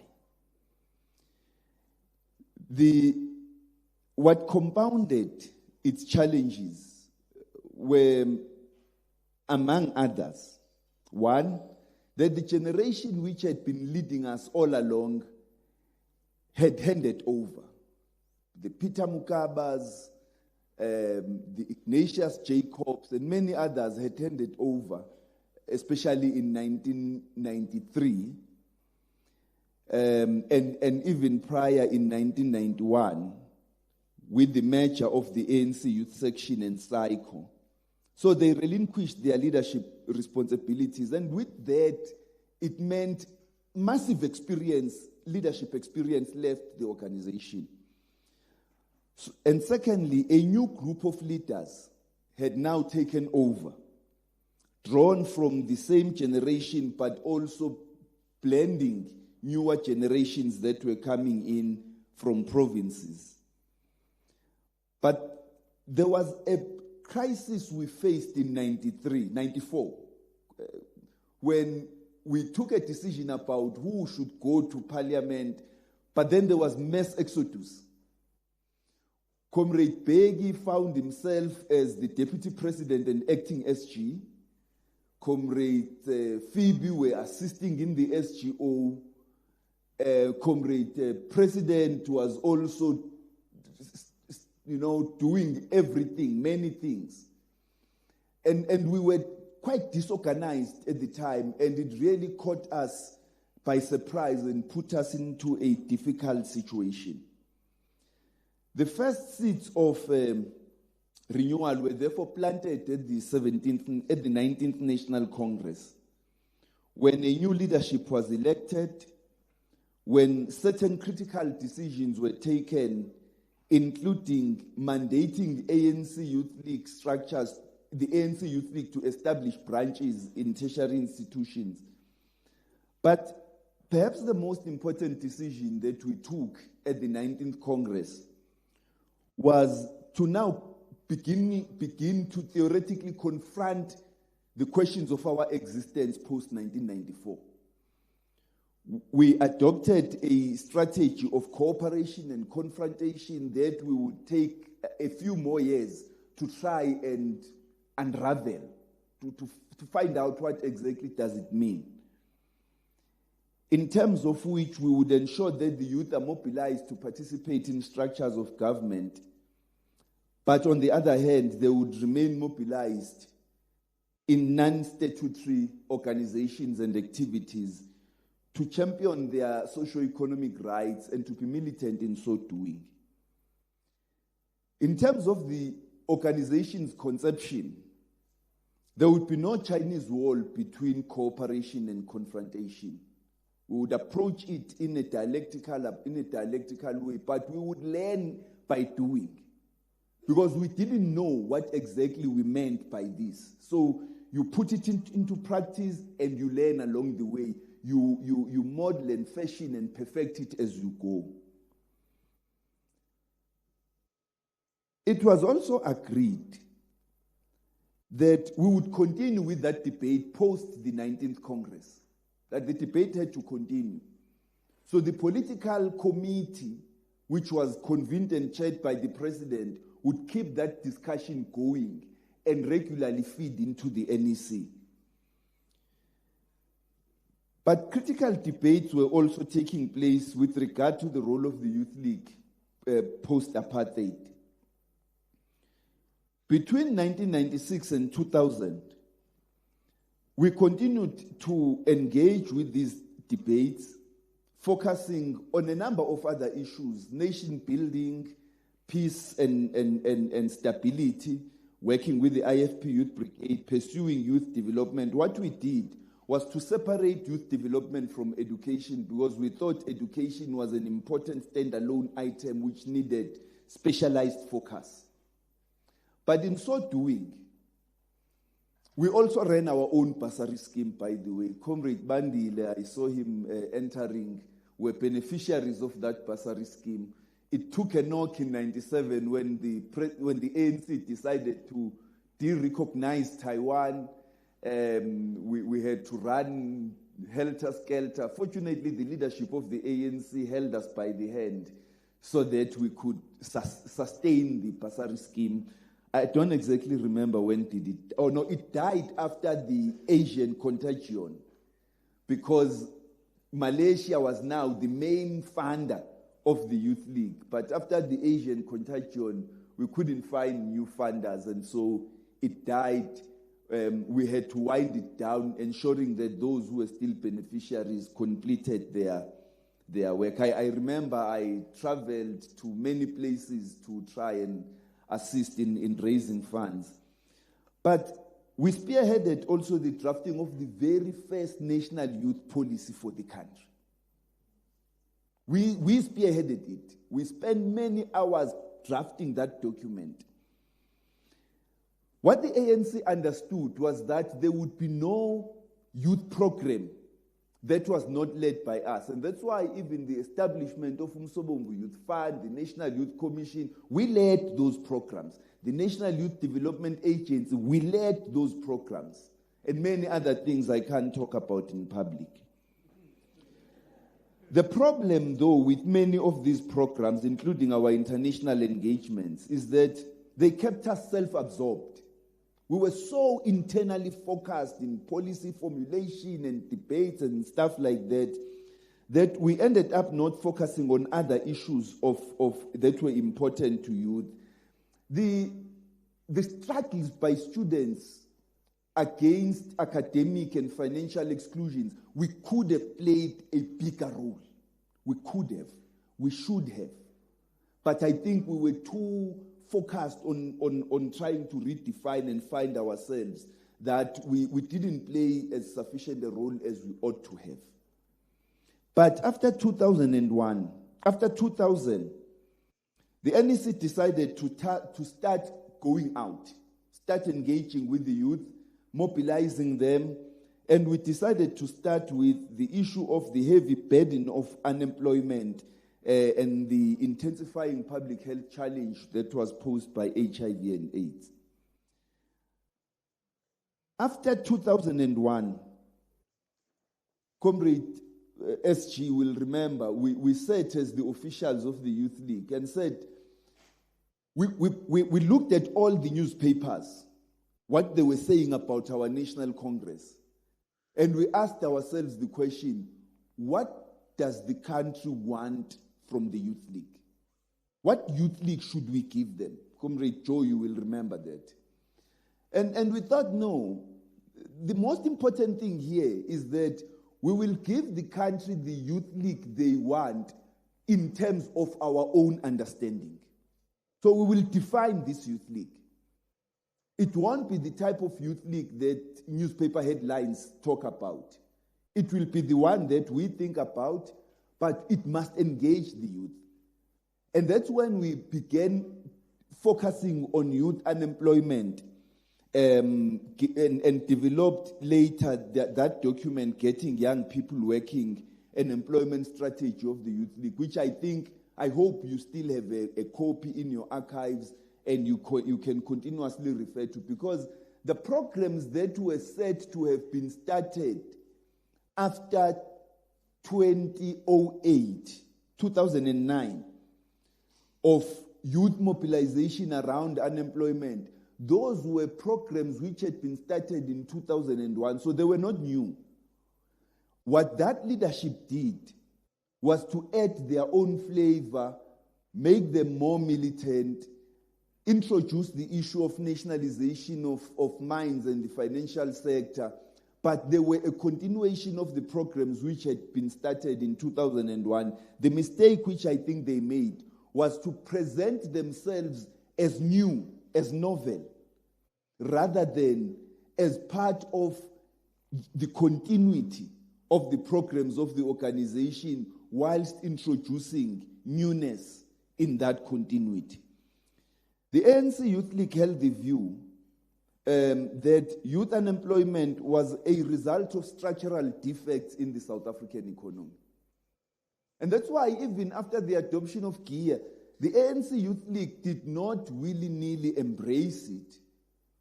We engaged with it, identifying what we thought were good elements and what we thought were problematic elements. And part of what we did was to engage various leaders of COSATU and the SACP to try and fashion a view for the ANC Youth League, whilst understanding the discipline that we were part of the ANC's overall political framework. We held marches, we mainstreamed youth development and economic participation. But one of the issues that became a huge concern was the toxic relationship between youth unemployment, especially affecting ANC Youth League members, and their abuse at the hands of ANC leaders at various tiers who used these unemployed youth as pawns in pursuit of their political ambitions. That problem would have intensified when relations among comrades have become transactional and commodified. We now engage on the basis of how much money you give me, not on the strength of your ideas, your organizational experience, and your ability to perform the tasks of the movement. But the commodification of the ANC, of relations among comrades, has allowed capitalist values to creep into the movement, where decisions have become transactional, be it policy or the buying of membership, or election into leadership. The problem with that is that we've allowed a Trojan horse, because the opponents, the enemies of the ANC, had always wanted to defeat the ANC, and they understood that they couldn't do so from outside. So the best way is to creep inside the ANC, and once inside, begin to destroy the wall. Once they've breached the walls of Troy, begin to destroy Troy, the ANC. You divide comrades. You cause splinter groups. You dissipate the support of the ANC and the overwhelming power of a united black majority. You dissipate that united power and therefore ensure that as black people we are unable to speak as one along our own interests, because we have to hold the view that the national democratic revolution has not been achieved. So when we raised this issue in 2001, we didn't know back then that it would go so far, it would have such far-reaching effects, it would cause so much destruction and devastation to the movement many years later. Many comrades were bought cars and alcohol, provided stipends, and sent to disrupt ANC meetings. So we decided that we're going to confront this, but I think it was within the limits of the scale of the problem at the time. And our challenge to you is confront it now, bearing in mind that the scale of this problem, the problem with organizational renewal, as we often talk about in our policies, is that it doesn't deal with this problem. So it will deal with how comrades behave in government or areas of deployment, but it doesn't deal with the problem of the corruption of the ANC by those who have money and trying to answer the question, where do they get that money from? And why is this money so limitless? And secondly, renewal doesn't deal with the problem that the ANC has to position itself as the champion of the poor, the working people, the rural poor, the unemployed. And so renewal has to be driven by that purpose. It must not be renewal for its own self. Otherwise, renewal becomes another evangelical program. It's got to be based on the strategic objective of the emancipation, of total emancipation. And so in that regard, the question that we have to grapple with as this generation, that you have to grapple with as this generation, is how do you take renewal further such that you present new ideas? The problem when we went into the election this year, one of the problems is that we go into every election and present the same programs. You know, once comrades have spoken about providing social grants to 17 million people, you would think they actually believe this is the most radical thing that we should do. It's what the NDR is about. The NDR is not about social grants. Social grants are a transitional measure to alleviate poverty. The ultimate objective is to transform the structures of production. It's to transform the relations of production. It is to transform the institutions of economic activity and the systems of that economy. We must ensure that the black majority are owners of productive assets. They are significant players in the direction of the means of production in our country. And finally, as I see the chair, so one of the things we did was to begin campaigning against racism. Andrew Babeile, and I hope he forgives me for speaking about him in public, Andrew Babeile was freed by our campaign, our steadfast campaign. We refused to agree with the then Minister of Justice when he said to us that no, the law must take its course and so on. We refused to agree with that. Up to a point where Madiba himself visited Andrew in prison. That's the first time that a sitting president visits a sitting prisoner and offers his support, goes to meet the guys, the families, the white families of the boys that he had a skirmish with, talk to them and tell them that Andrew is going to be released. It was because the ANC Youth League refused to accept anything other than Andrew's release. And we took these campaigns all over the country. Comrade Phoebe has said, for the ANC Youth League to be relevant, it must take up these struggles of the youth everywhere. President Johnson, who is our president, all of us here, has said the ANC Youth League has got to be everywhere young people are, in sports, in arts, everywhere you are. The ANC Youth League used to speak on Miss SA pageants. We used to speak. We had opinions. We used to speak on the captain of the Springboks, the captains of the Proteas. When Graham Smith was appointed the Proteas captain, the Youth League kicked dust. The Minister of Sport had to call us into a meeting with Cricket SA to try and mediate, because we were saying that there was not going to be a Cricket World Cup held in South Africa. Everywhere there was a Cricket World Cup game, we were going to disrupt it.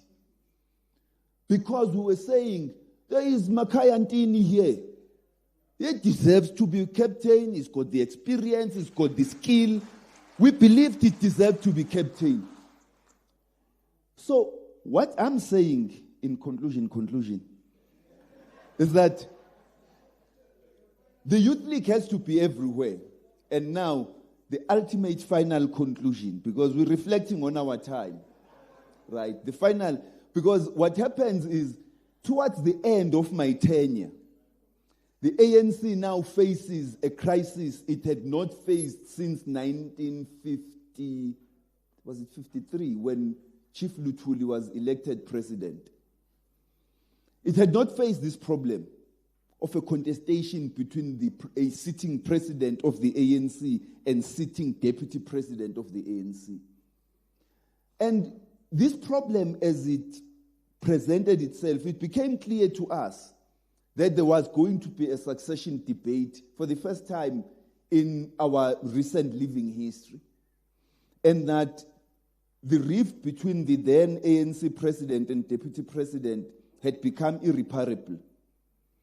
And so the Youth League was going to be called upon to take a stand. We tried to mediate, to talk in private, but it became impossible.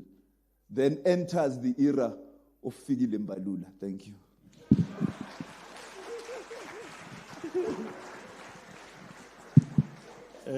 SG, thank you very much. You must come closer, because you are the only person who has been a Secretary General and the President. Now you are given to speak on. Yeah, no, thank you. Thank you very much. I will be very brief, comrades. Yes, I will be very brief. I think Malusi covered a whole era. Let me greet the Youth League leadership, the President of the Youth League, the Secretary General and members of the National Executive Committee, the past Presidents, Secretary Generals present here, Deputy President. There's only one Deputy President I don't see here, Andile Lungisa. And Andrew Dipela. You can't miss Andile. Then you are not serious about the Youth League. The man is colorful. The treasurer of the Youth League, Comrade Pule, former. Good evening, comrades. I'm going, like I said, going to be very brief. The Youth League was confronted and grappling with the question of how it relates with a democratic dispensation. Like all youth organizations in the country and the youth movement as a whole. And then in its first conference, it then responded by saying twin tasks.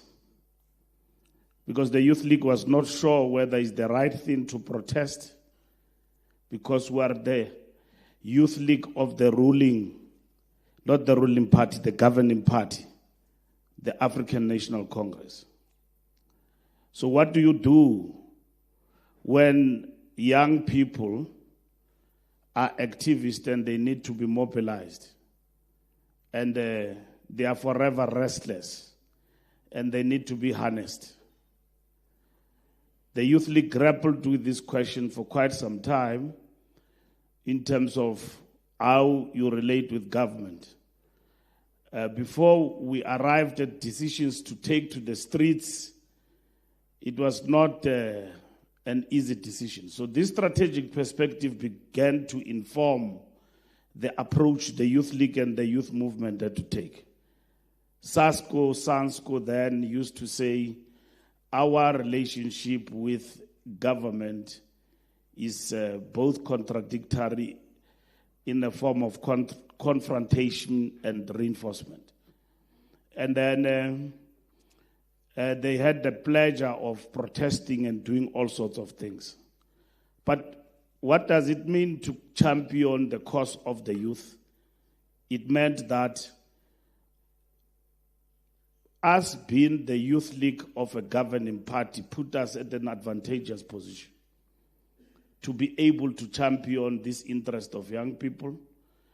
It's a dynamic process on its own. Because we can protest with a full understanding that the demands of the youth will be met, but not in vain. When we protest today for NSFAS and take to the streets, we know that we'll get a positive answer, and the force that will win will be us at the helm. And in that way, we win in the hegemony of the youth. We are not just seen as parrots and drum majorettes of the governing party, but we really, in reality, champion the cause of the youth. At an organizational level, the Youth League has to carve, in a lack of better words, its own niche in terms of we are a militant organization. This is what we have inherited from Peter Mugabe and all leaders who came before, and with the formation of the Youth League from the South African Youth Congress.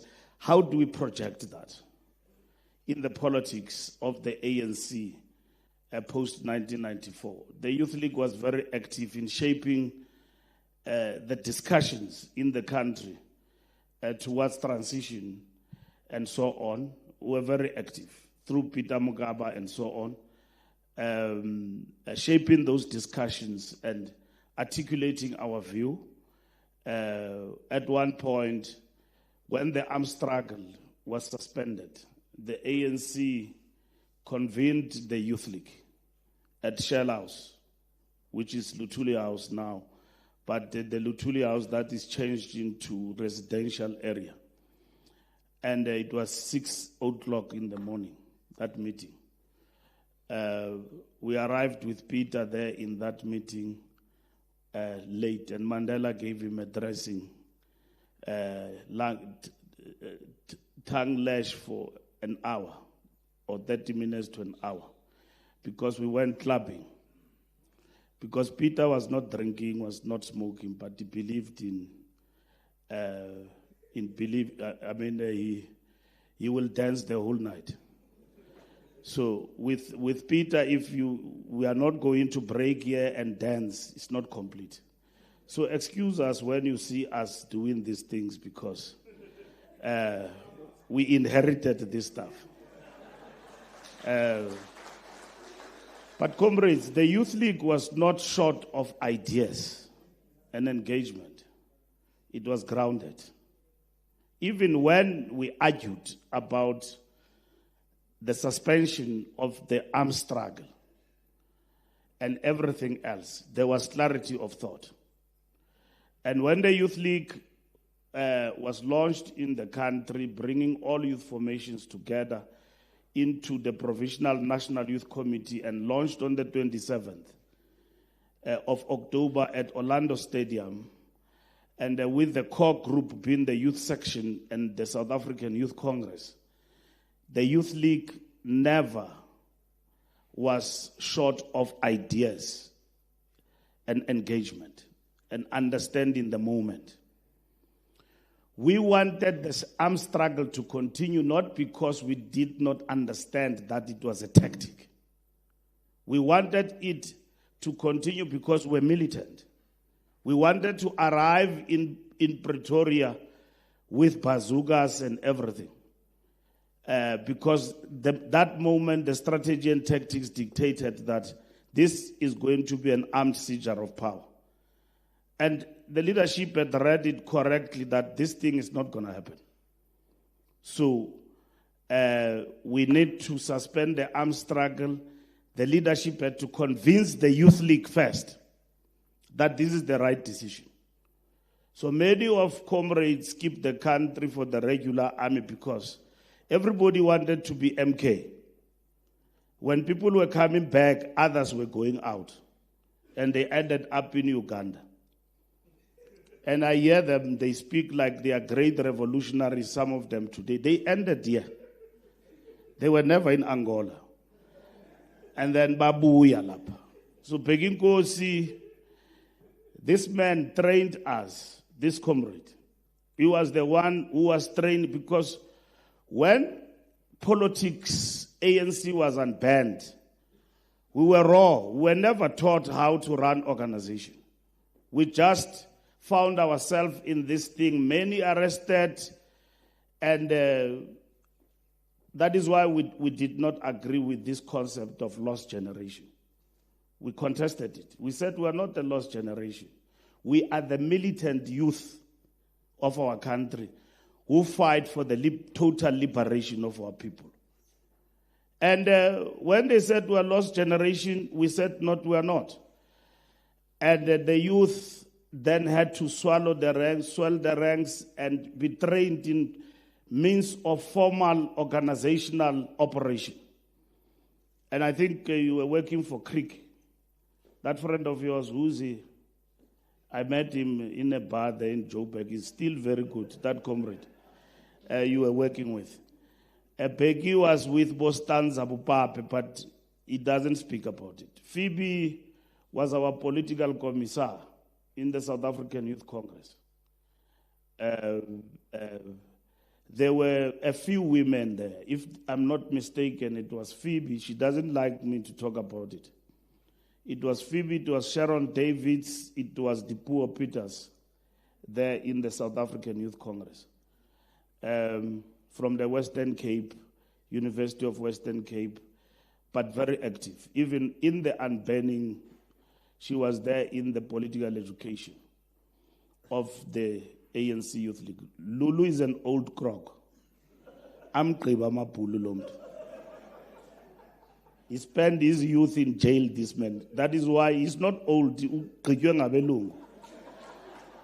the president of the Congress of South African Students. Mlungisi Johnson. Kosas. And then we had a privilege, comrades. Tina, we became president and SGs, but we had a privilege that you did not have. We call it a privilege today because we're still alive. Other comrades died. But this organization, the Youth League, is a militant organization of the youth of the ANC. And it had foremost clarity. And what we have done here today, you continue with a very positive tradition.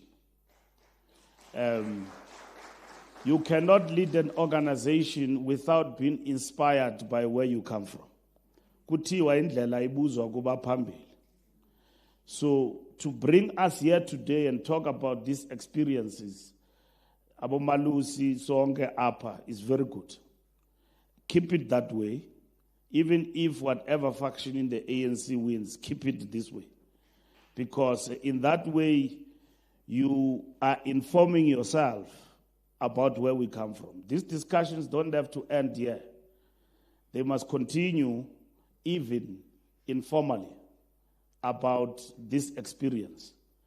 And today is very important because we had a lecture before I came here of Comrade Dumanogwe, and it was delivered by the former Deputy Chief Justice, Dikgang Moseneke, and it is organized by the Dumanogwe Foundation as well as the Dumanogwe firm of lawyers. So Bongugai Tobi, Dalimpofu, Dai Rush, all of them under one roof. So we spoke there, but the lecture was delivered by the judge. So there are judges there and former judges. And they did really acknowledge the ANC today there. So comrades of Sidibeng are leading a program of this repatriation of Comrade Dumanogwe. They started a project even of a book which is being authored by Comrade Tamika Plaki. It's no longer PAC now. And so Tamika Plaki gave me notes. So I'm not the first secretary of the ANC from Free State. The first was Saul Plaki. He was not from Kimberley. When they want to make themselves feel good, they say he was from Kimberley. He was not. He was from Tabanchu. And he relocated to Kimberley. Sometimes Naban was in Northwest Mabafunu Vagamna, they were calling Bar Sol Plaki Guaru. But he came from the Free State. The first, the Secretary General of the ANC. So Dumano, there's going to be, that was a lecture, but a whole lot of comrades who passed away are coming back in repatriation. It's going to be it's a big project. which the Youth League must come close. You know, these lectures of factions, they want to promote themselves. There is a lecture China there in my branch. Come and talk about Dumano. Our mas no mas. And then Niabizana is lecture left and right.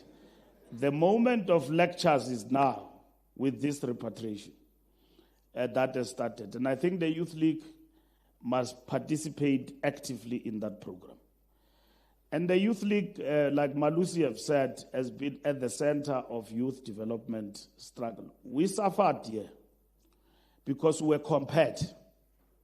When we came, Nabo Malusi, all the time in the NEC were compared with Peter. Now, I remember one day Steve Chwete saying in the National Executive Committee, when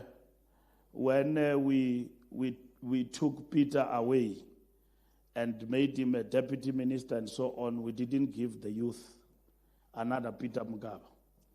So they wanted us to be Peter Mugabe in an era of governance, which was not possible. And they were compared all the time. But we earned our stripes by way of leading the struggles of the youth and adapting to the new era of championing youth development. What do we mean by youth development? We had to develop a youth policy. Comrades, 30 years on, we talked about National Youth Service Program. This week, I received a document from government, Comrade Malusi and Phoebe, from government implementing the massification of National Youth Service through the South African Defence Force. We have been fighting for that for 30 years. It did not only end there. We used to struggle with how do we champion the cause of the youth and deal with social campaigns like HIV and AIDS? How do we deal with the popular culture?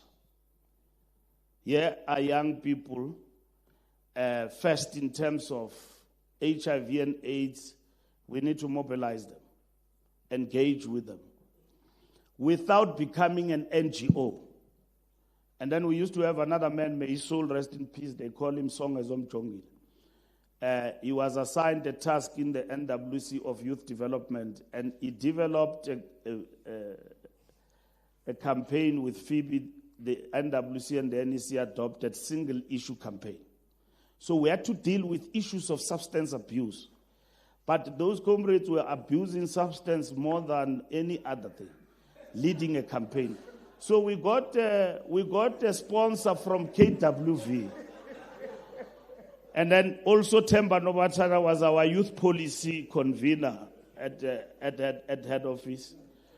And then KWV gave us a lot of money for substance abuse at the workshops. And these workshops were going to the ground.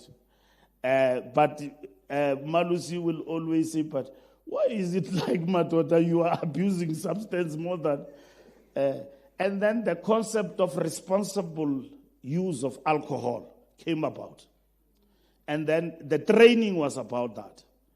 We had to deal with issues of early teenage pregnancy. We produced a document that became policy of government. And Mahlengi Bengu was the chairperson of the Youth Commission.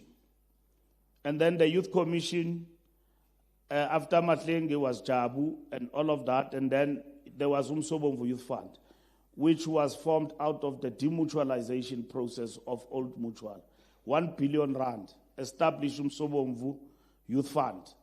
And then we appointed a man called Malose Kekana as the CEO of Umsobomvu Youth Fund. A lot of projects all over the place.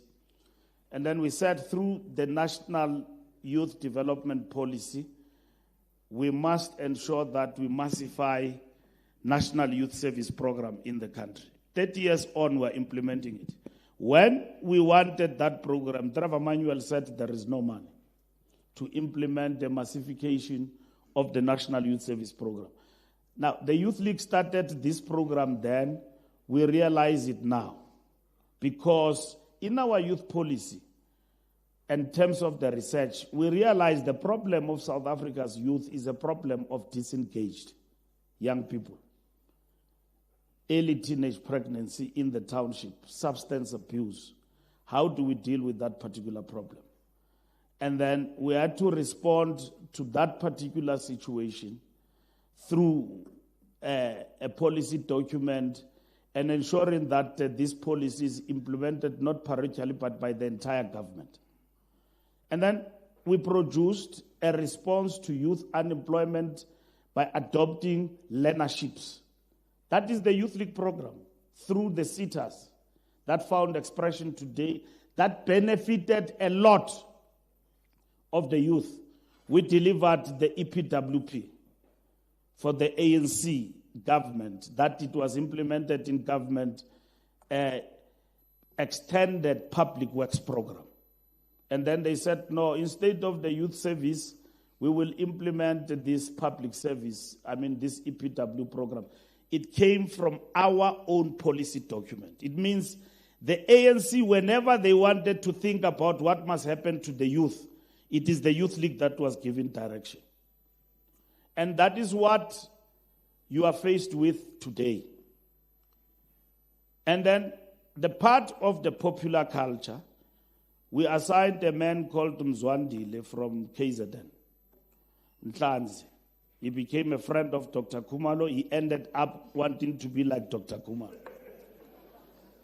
So the man was keeping meetings of the NWC.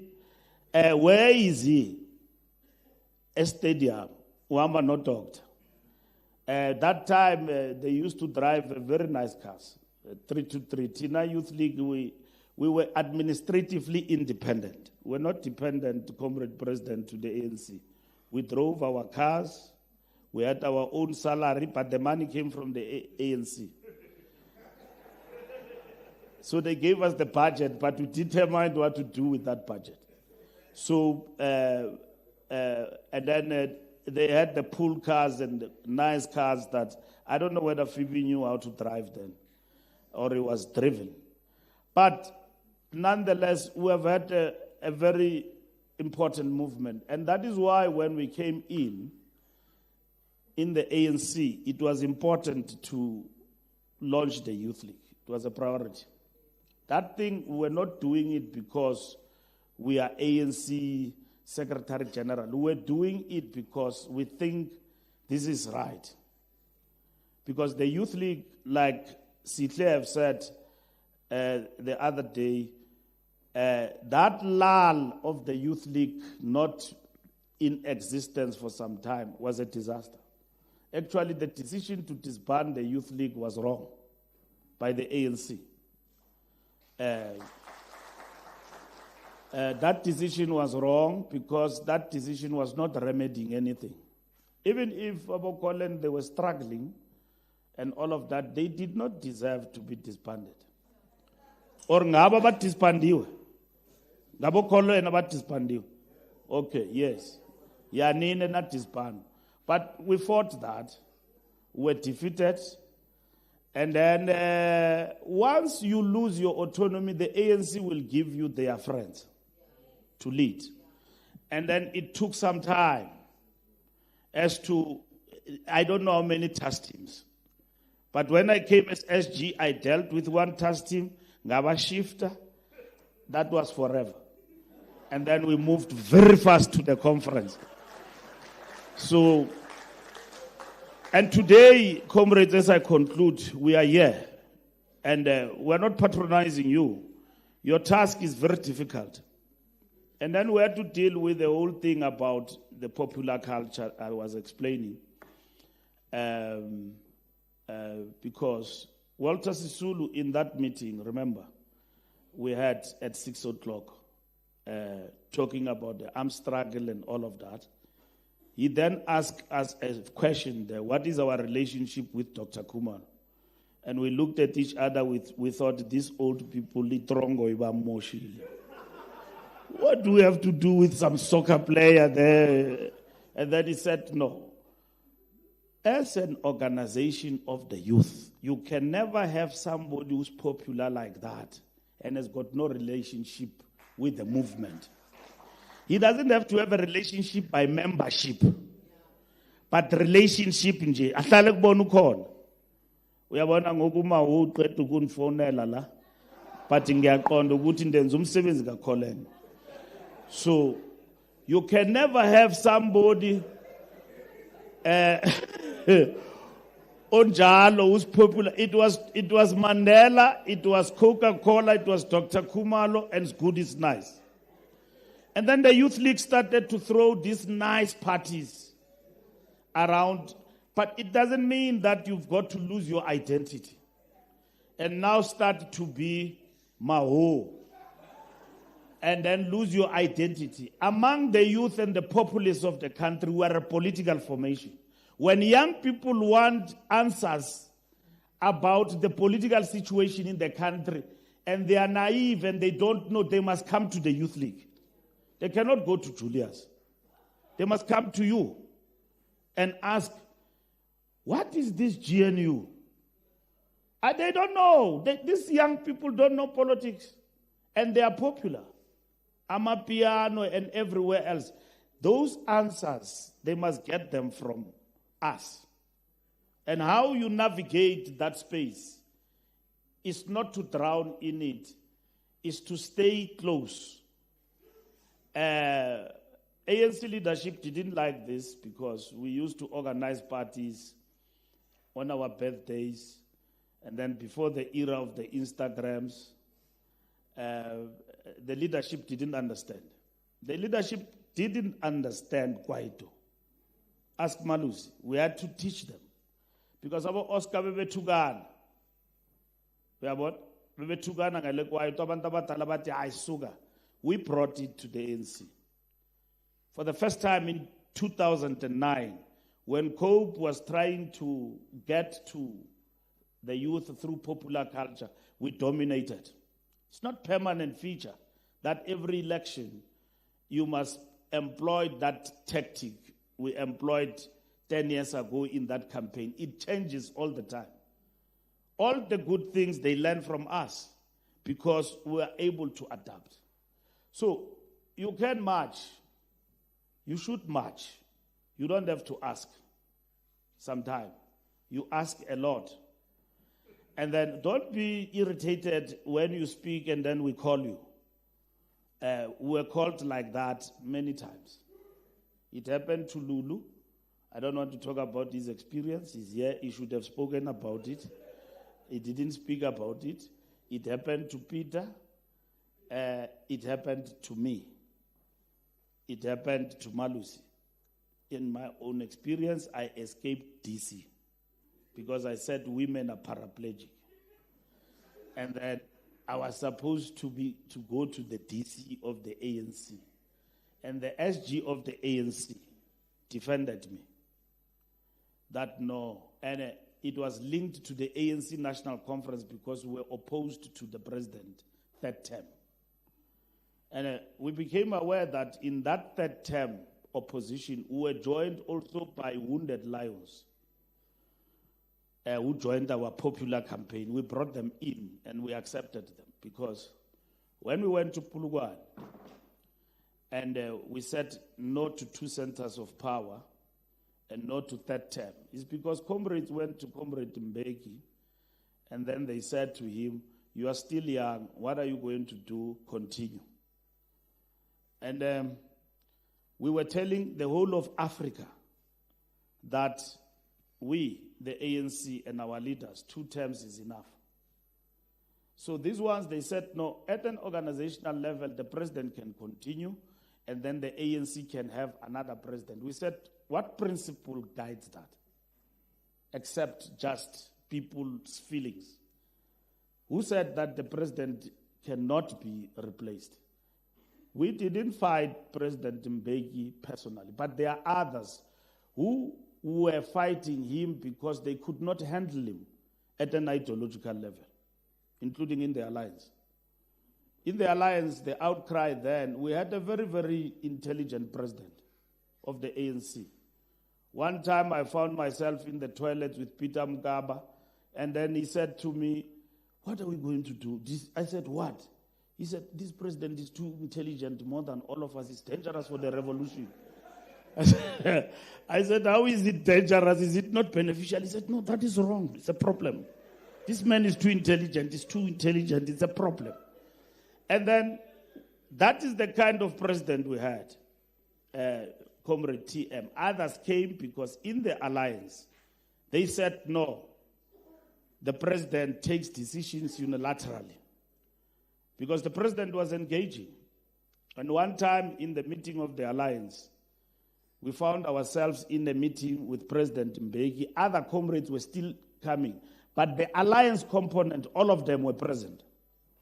They were there in the meeting at Shell House. And then as part of the Youth League, we're part of the delegation. So we arrived with the president.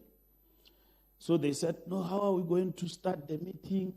Because the ANC delegation is not all of them here. It's COSATU and the Communist Party, Bomadisha. So we raised the hand there in that meeting. No, the delegation will find us on the way. The man you want, Kiwo, is around. Let's start, because you say the problem is the president. Let's start. Here is the man you want. And then President Mbeki presented a discussion document for that meeting. I think the title was Domestic and International Setting Analysis in the meeting. And then the ANC was too strong for the allies. I'm saying it boldly and openly to you. So when we went to Polokwane, because of that, other comrades joined us because they wanted to get rid of this nemesis called Thabo Mbeki. And then we, at that time, were very principled on what we wanted to achieve. Don't blame us on the candidate. We feel that we wanted Zuma. So I was with Sihle. We went to Mbeki. That's where our friendship with TM ended. It was Monday morning. So I'm concluding on that part. It was Monday morning. The NEC of the Youth League had decided we never took decisions and not briefed the ANC. We took a decision that no to 2 centers of power, no to third term, and then we were now developing a document which we developed, and then we took that document to the ANC. And then we had to brief the leadership on leadership issues. So I was mandated with him as SG and president. So we arrived in the morning, Monday morning, we briefed TM. That, as the Youth League, we have decided that, you must not come back as the third term. Yeah, no, we're not gossiping. You must not come back.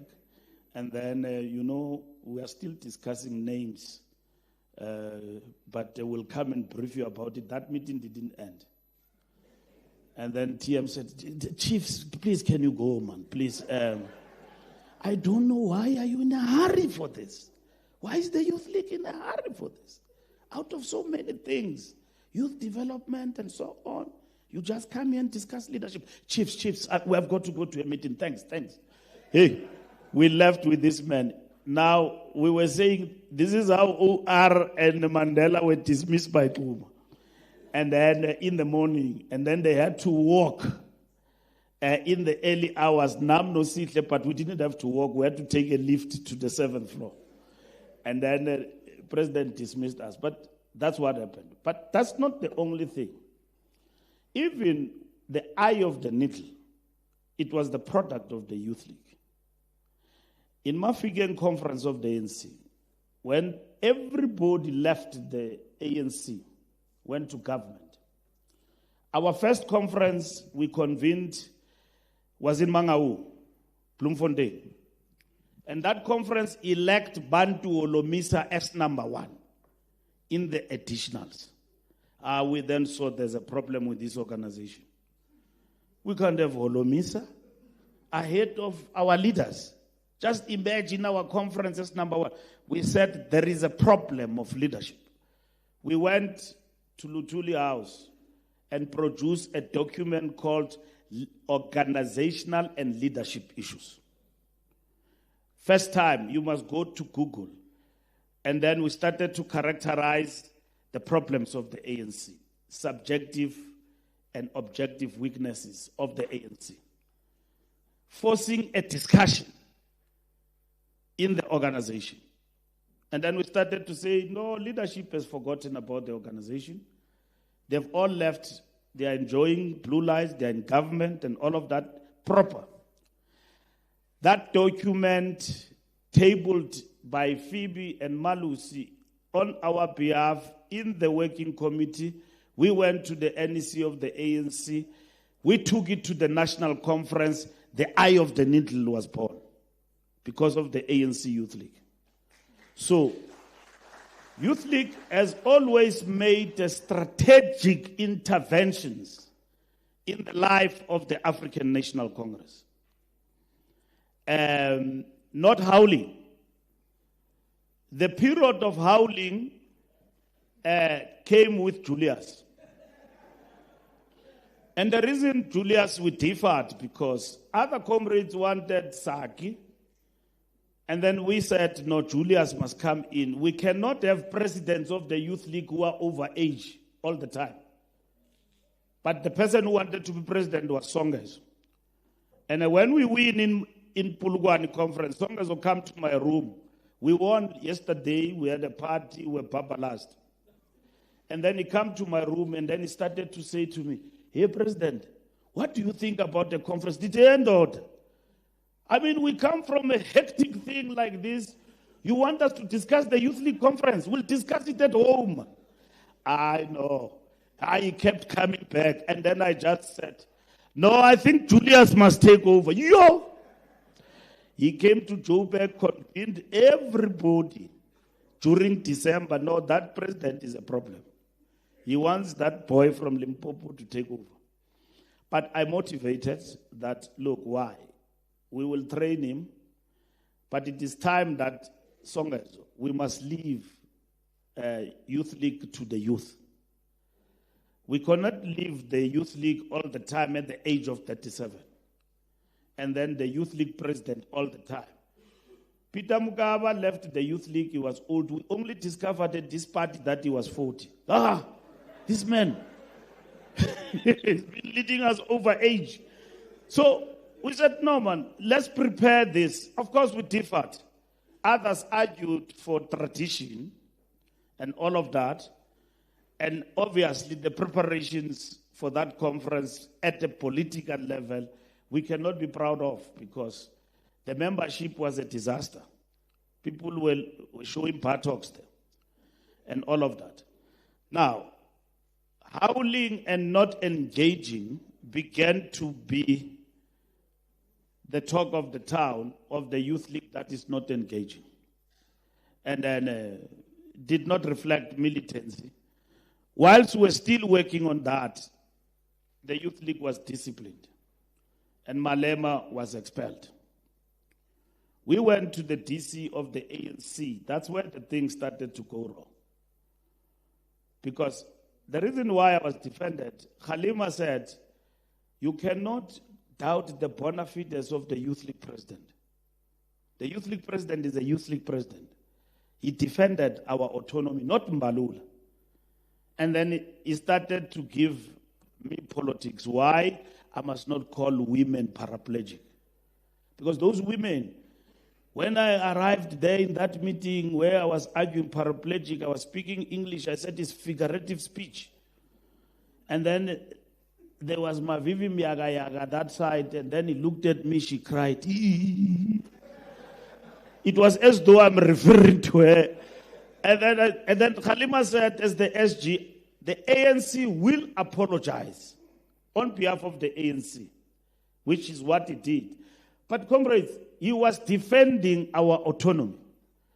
That's why when we apologize on behalf of the ANC, when Colin has said something wrong, it's not like we are defending the Youth League autonomy because it is through the Youth League we learn, fight and produce. There's no other learning platform. There's no other learning platform in the ANC other than the Youth League. So that's what we're defending.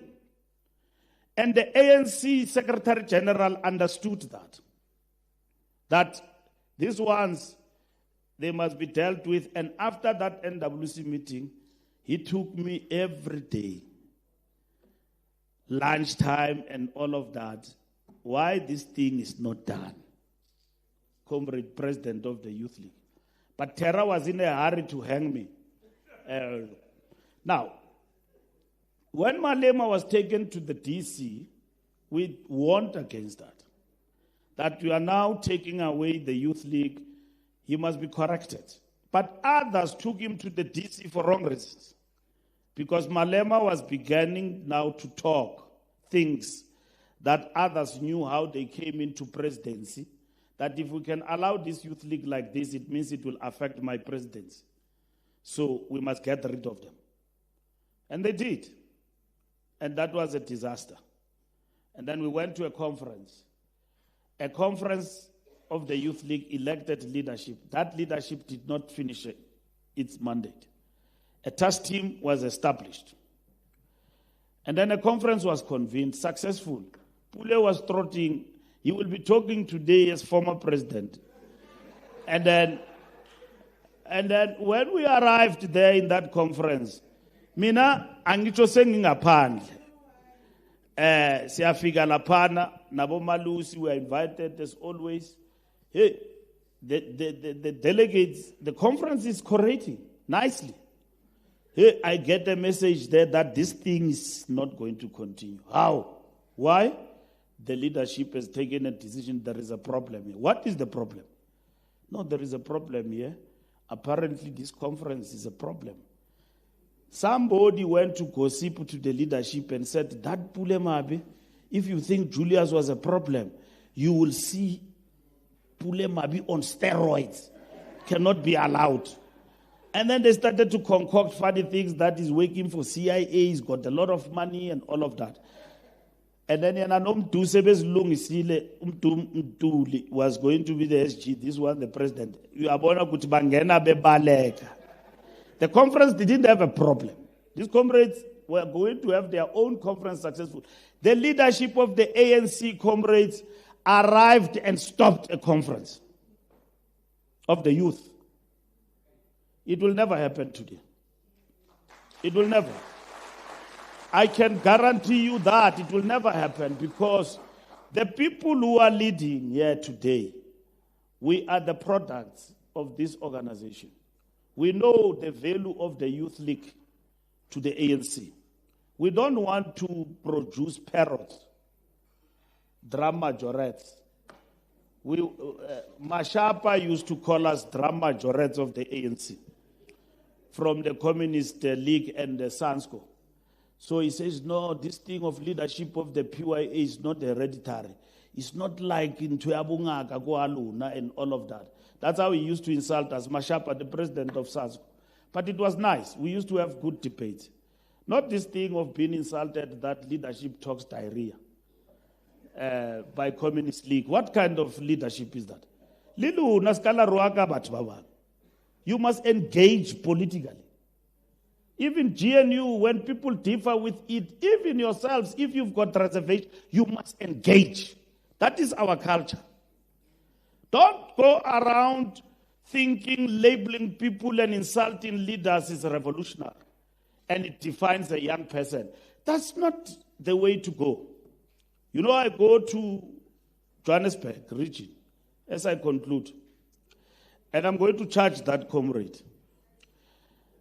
I go to a meeting. I say to the comrades, this is a meeting of the NWC, of the NC.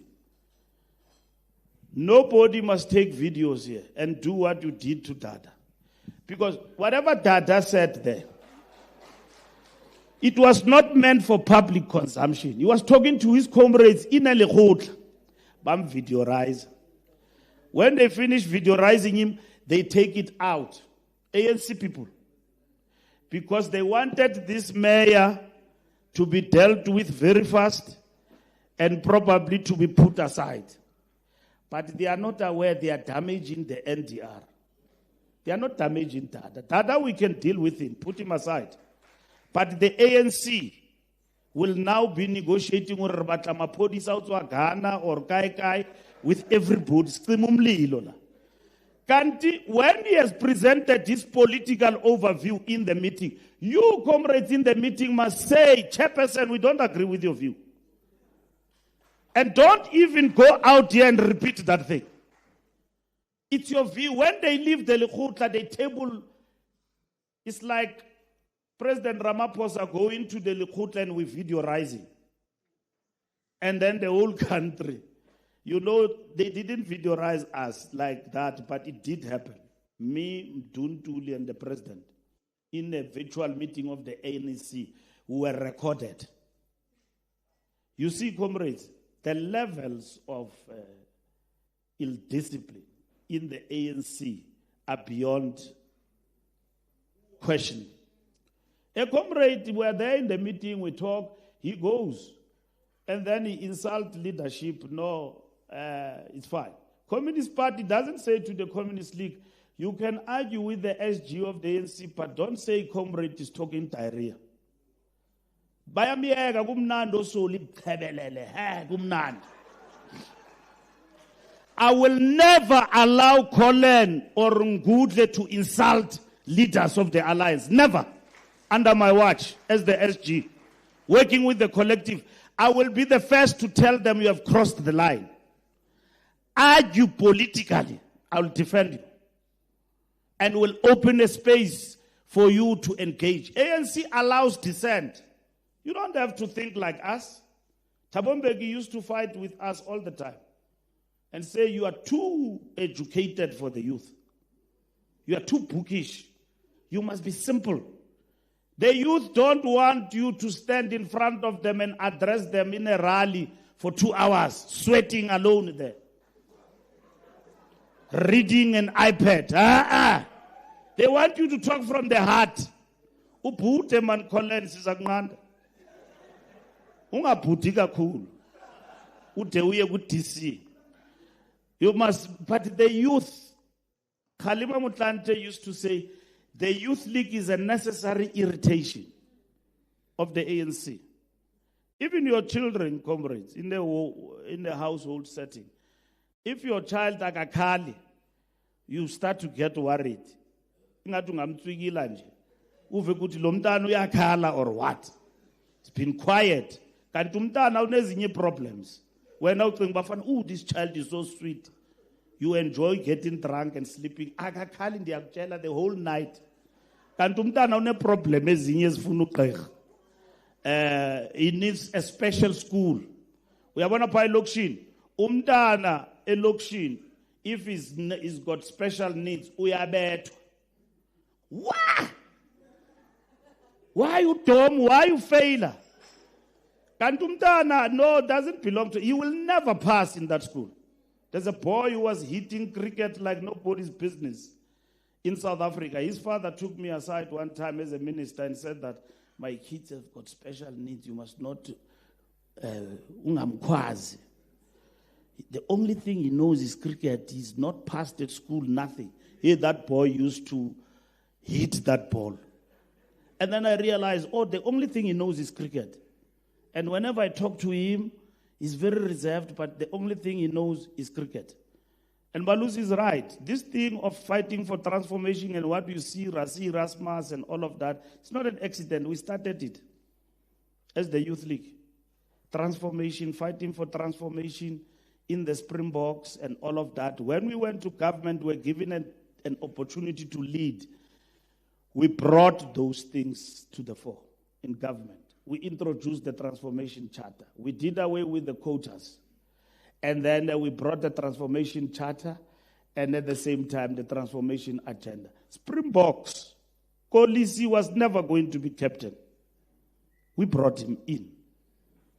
Rasi Erasmus is the best performing coach because rugby people came to me and said, the man who understands the agenda of transformation is Rasi. I said, Lumlu. But yes, Rasi understand. He grew up with Xhosa people there in the Eastern Cape. Rasi understand this thing. First thing, Rasi, when he arrived, he appointed Sia as the captain. African black captain. Umdones Tugu. And says Tugu police but kwaba nomdo mnyama in the field of play. All of those things, comrades, did not happen on their own. It's because the Youth League was always in the forefront. Beauty queens were involved. That's why still today, I've got a standing invited Miss South Africa. Benefits of the Youth League. Because one time, Peter Mukaba said to us, we're at his house, and then he said, you know, a concept of beauty is democratic. Daddy Chief, what do you mean by that? I don't know, a concept of beauty is democratic. All women are beautiful.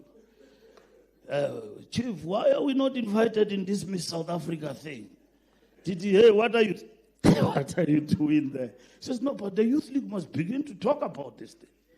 And then our entry point was that why is Miss South Africa won only after Basitana by white girls? Abas Fulela, Sangene Potrum. Why? Ask him, the president of the Youth League. I was with Kulegani Janga, said I was the leader in that. I won it for you. And then from there, Bangen, Abawina, Bantabamnyama, and then Bawina, Miss South Africa, Youth League intervened decisively, owned by Sun International. You might think it's a simple thing, but it is important.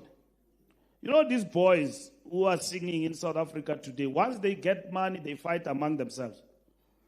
But we know them. So we call them to order from time to time. Hip-hop, they fight, and all of that. Here, Grotman, and so on. We are not Amapiano. Behind the scenes is just to stamp our authority. That if you look at parenthood, the people who can guide you on this thing is us. Maporisa, we discovered him at Kalawa Chesme from Shoshanguve. We brought him in, and then the first group that he performed for was Uhuru. When I met, we met Boom Shaka, and all of that was at Peter Mukaba's house. Christos, Vinita Vinci, and all of that, Wicked Sounds. Down the streets from Shell House, all of them, 8th of January, Peter Mukaba's birthday, they were there. They were there at the house, celebrities, we used to see them there. All these people who are singing. And then ANC, we started to embrace and give direction to this thing. Because these kids, they moved with times. They defied the odds. They refused to be like Americans. When things were changing, they kept their own identity. And they came up with something they called Kwaito. Up until today, Amapiano, it is something that is evolving, this popular culture. They didn't rush to become Americans and all of that. They started to rap with their vernac from down in Mafigeng, Utlamo, Johannesburg, Bare, Papa Shimaniba, and all of that to today. And then we embraced them, showed them the direction. Because the struggle and the popular struggle in this country did not go on its own without the progressive culture. Hand in hand. Miriam Makeba, Yuma Sigela in the forefront. It has happened. And then we understood that even today, Youth League cannot allow that. And then think that the only thing that brings us closer is material things. It's money. It's good things. It's these things that they like. Utyala were expensive. No, that's not the clothes and all of that. No. Tina, our task is to be at the center of these things as the youth and provide leadership in a very strategic way. And not to be seen and ejected by the youth. That these people don't understand what they want to do. I said I'm going to speak very short, but it's unlike me. And I'm very deputy president. This was our deputy president, Masangai. I followed in his footsteps. International relations. It was Neville Naidu, who stayed in Budapest for the longest of time. That man loved Budapest, Neville Naidu. He was the president of Hoofdi. And then I think he took over from that Sudan comrade. Who was it? Who was staying in our office all the time? South Sudan. And then Joe was coordinating international relations. And then Iraklis from Greece came after Neville. Yeah, Rashid from South Sudan was the one who was leading Hoofdi. And then I followed in those footsteps. The Youth League, whilst I was president, they said I must become vice president of UC. I also became president of UC for 10 years in Vienna. Social Democrats, very funny ideology and all of that, but we provided leadership. Now, the person who took us out of UC is Julius, because he went there with ANC tendencies, wanting to bribe everybody to be elected when he was dismissed from the ANC, and the Youth League was chucked off. But I'm happy that you are back. Those forums are very important. Nowadays, I see you every day you are in Russia. So I was with the president of Youth League in Russia. You are in Russia and all of that and so on. But the Youth League played a very critical role in terms of international fora and leading those struggles and even guiding the ANC. It's us who brought close to the ANC the struggles of the people of Palestine and Western Sahara. The comrades of Ujotesario, Ujesario, were at our offices. Today they are ambassadors, in Pretoria. All of them, that whole crew that lead Western Sahara Polisario Front, they were here at Lutuli House, supported by the Youth League. We took them to school, including our comrades from South Sudan. When the president there was John Garang, before they shot him in the air. All those comrades were attending school at Vets and were paying for them even in the Western Cape. John Pangesh. I asked them in South Sudan when I went there with Phoebe, where is John Pangesh? They didn't talk much. I think he sold out somewhere, somehow. They were not talking about him in very, In Zimbabwe, ZANU-PF. We worked with ZANU-PF. Don't be afraid of them. They are very old. They call themselves whatever. China. We've been in good books with China. Worked very well with China. And then we worked very well with Taiwan. They used to give us money. Before Mandela said there is one China policy. They gave us money for bursary scheme, for Youth League activists. And then Thabo Mbeki Foundation also gave us a lot of money. Now, you need that for your own activists in the party. I don't know whether you can sustain that if the TG of the Youth League always says that there's no problem about money. But you must know there is a lot of problem about money. But the TG in front of cameras, money is not a problem. We resolve everything. Thank you very much, comrades. Enkos.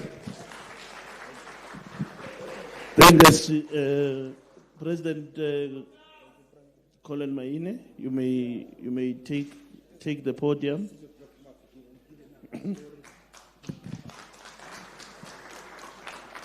No, thank you very much, Comrade SG. Now, all protocol observed. In the interest of time, I was saying to the former president and current SG of the ANC that I've got a meeting at 6:30 in the morning in Mafikeng. So I must travel back to Mafikeng.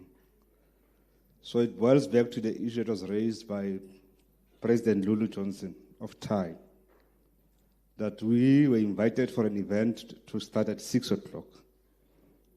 And we only started around 8:30 to 9. So getting things right start with respecting time. I was taught that. So I hope that comrades in the Youth League will learn from this. But as President Mbalula saying that we learn from here, but we must learn to respect time. Now, because I need to travel back to Mafikeng, I will try to stick to the 5 minutes or 7 minutes, first 7 minutes at most. Now, what are the things that we, and the former SG Comrade Njabulu touched on some of the things we did, which I will not repeat. You know, when I arrived at the boardroom, I said to him in front of former SG that our notes are almost the same, and we've never spoken about these things. And I've not spoken to Njabula for the longest time. I only spoke to him today, asking him if he's coming here today. So our notes were almost the same. But when we came in, Comrade President Malachi, the Youth League was about to be liquidated. We started the process to save the Youth League because there would be no Youth League today if we did not start that process. We were at court. The very name of the Youth League was at court. We would not be having this 80th celebration if we did not do that.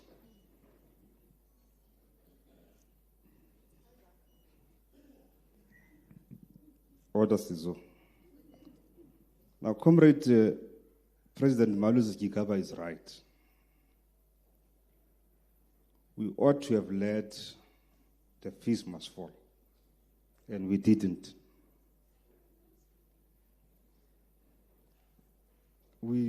I know Njabulu and so you were going there buying food for those people who were leading that thing. In the evening, you are giving them food packages. I guess we the food parcel. I got social development and the food parcel.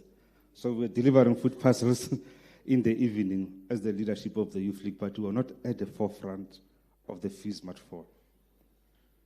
So young people or the masses were leading themselves because we were not there in that space. Fast forward. Yes, we went to the boardrooms of the ANC and said, these things that these young people are raising must happen. But we didn't lead it. The SG Njabulo led our delegation to the Higher Commission and made our presentation that NSFAS must move from being a loan and be converted into a grant. And we lobbied even in the ANC processes. As you'd all be aware, in the 2017 National Conference, President Zuma then declared, just at the doorstep of the conference, declared that there's going to be free education. Now, in the ANC, and I think unity, we have achieved what we wanted. We were told the fiscals are not ready. And all of that. But that pronouncement was made, so we're ticking the box as the Youth League. One of the achievements, President Malachi, of the Youth League that we led, myself and Njabulo and the team, we fought against the exclusion of young graduates because of this thing called experience. We fought against that. And as you'd all be aware, it's a government policy today that I land. So it's an achievement.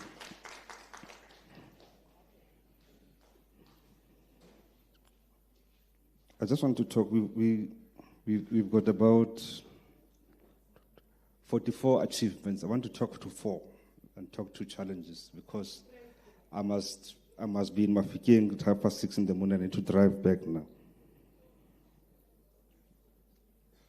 When we took over office, Comrade President Balus, as you correctly said, the term of office of the then NYDA was coming to an end. And we took over the NYDA, and it was led by a member of the NEC, Comrade Zomtswin.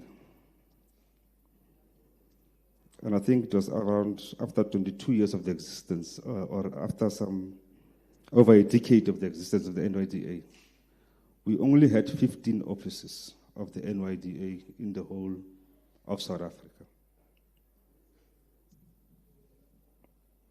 And then we then said in a discussion in the NSC, young people are not only found in the metros, because in the northwest where I come from, you'll only have an NYDA office in Rustenburg.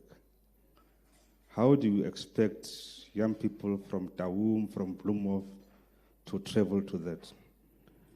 We then said that we must expand the NYDA so that young people in remote areas are also able to access. And we opened 36 new regional offices under the leadership of Comrade Tso Motsweng.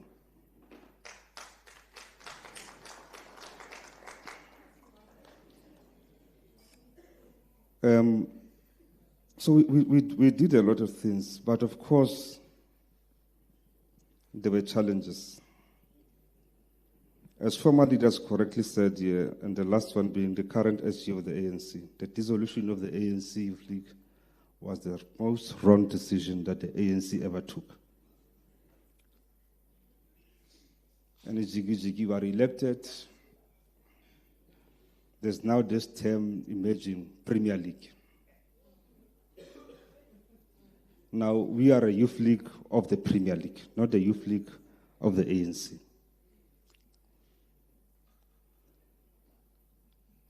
Now, because of the dissolution of the youth league,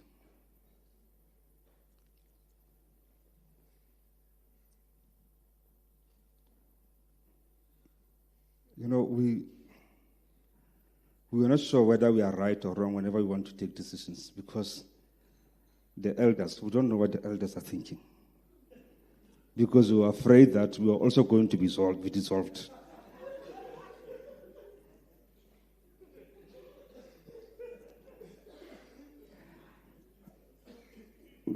It's a painful reality, comrades. It's a painful reality that we must face.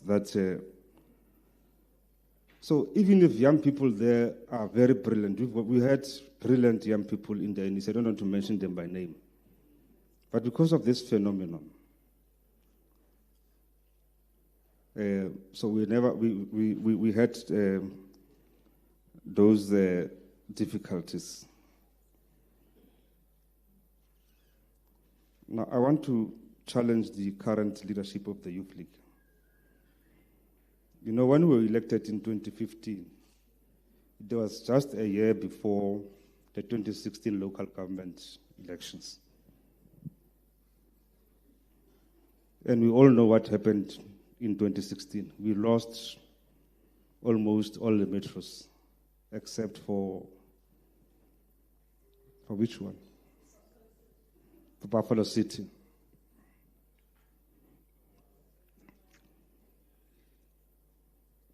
And I want to urge you, Comrade SG of the ANC, because you are here, that we enjoy talking to ourselves. One of the challenges is that we enjoy talking to ourselves. Comrade Lulu correctly says that the Youth League must be concerned about issues of social cohesion and. Now, in the heat of the elections, we have all these activities, but when you look at it, and we become very happy when it is 300 people in a hall, but it's ourselves. We're not talking to people who must vote for the African National Congress. And with due respect, I was asking one comrade who's leading, but let me leave this, I will get into trouble. No, I'm very careful. I'm not afraid, I'm very careful. But let me say it, I'm asking a leader of the Women's League. I support your blousing. Yeah, it's a very good thing. Get women to, I'm not suggesting that they're paraplegic, like Comrade Mbalula is saying. Now you get 200 members of the Women's League. It's an election campaign. you blouse them. How is that helping the ANC to win the elections? No, it's my argument. When you see President Balula said, don't howl, engage me. I'm saying it's members of the Women's League who are going to vote for the ANC in any way. Why should it be an election campaign? Why should we wait for the elections for us to blouse our members? Now we call the lectures and. I may be wrong, comrades. It's just that if we started early, we are going to have an opportunity for comrades to engage. We are going to get an opportunity for comrades to engage. 2016, the ANC dropped to around 54%. Is it 54 or 52? 54%. 2019, insignificant increase, 0.3 or 0.4. I don't remember, 3%. 2024, we're at 40%. Yeah, we're going to a question. 2024, we are at 40%. And we must pursue the National Democratic Revolution. Now, the challenge I'm posing to the Youth League, do you think it's feasible for us to pursue the NDR in its entirety under the current conditions? I don't have answers. I'm posing these questions, and I'm sure the other question that must preoccupy the Youth League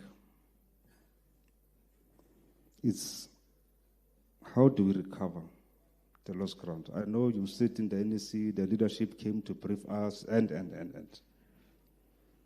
But the Youth League independently, outside of the National Executive Committee of the ANC, can you do what the other generations did? Develop a document that says what do you suggest? How do you recover from this? My very last point, and Gudla, you've seen my presentation is very long here. I'll send it to you. You know, the picture there of Colin Mayin there. SG, I was Oros when was the president of the youth. So that picture does not resonate with Oros. So you are distorting history.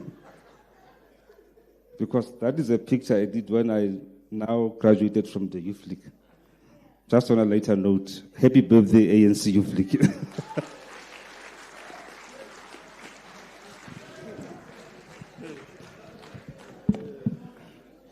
No, thank you very much to the former presidents of the ANC Youth League.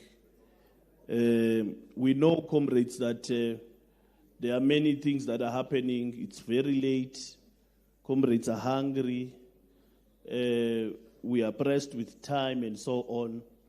But because this session was the session for reflections, and we said different generations of the Youth League, from the TGs, SGs, and we took the note that President Malusi was raising about deputy presidents on the work of international work, that there should have been a slot for deputy president to reflect on our international work. This program is not going to end here, comrades. We're going to cascade it to provinces. We're going to ensure that our regions are reflecting because of this very reason that we had raised of an uncultured youth league, because Congress politics are imparted by different generations to the youth league itself. So we experienced that with President Malachi, that this youth league that we're leading, we think that there is something that needs Congress politics on it. And they can't be found on us alone.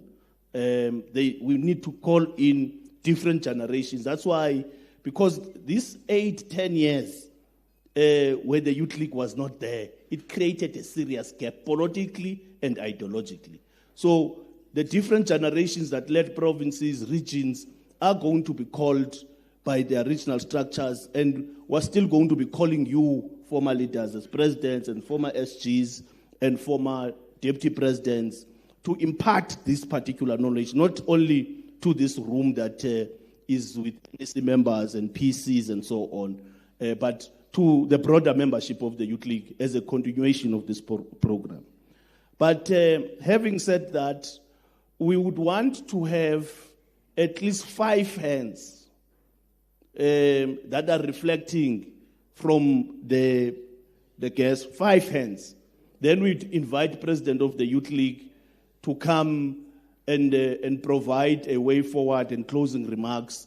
Then we can move towards dinner. There is dinner here. Everything will be served here.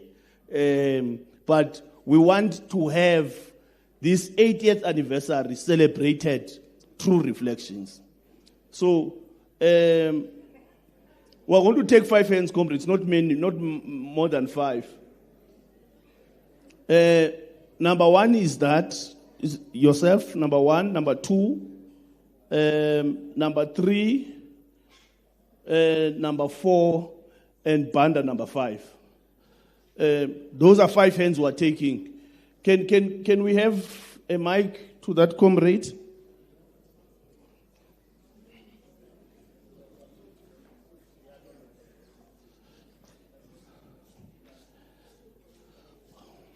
We give you 1 minute, just a minute or 2, just to reflect. We're not going to stop you. President, you are excused.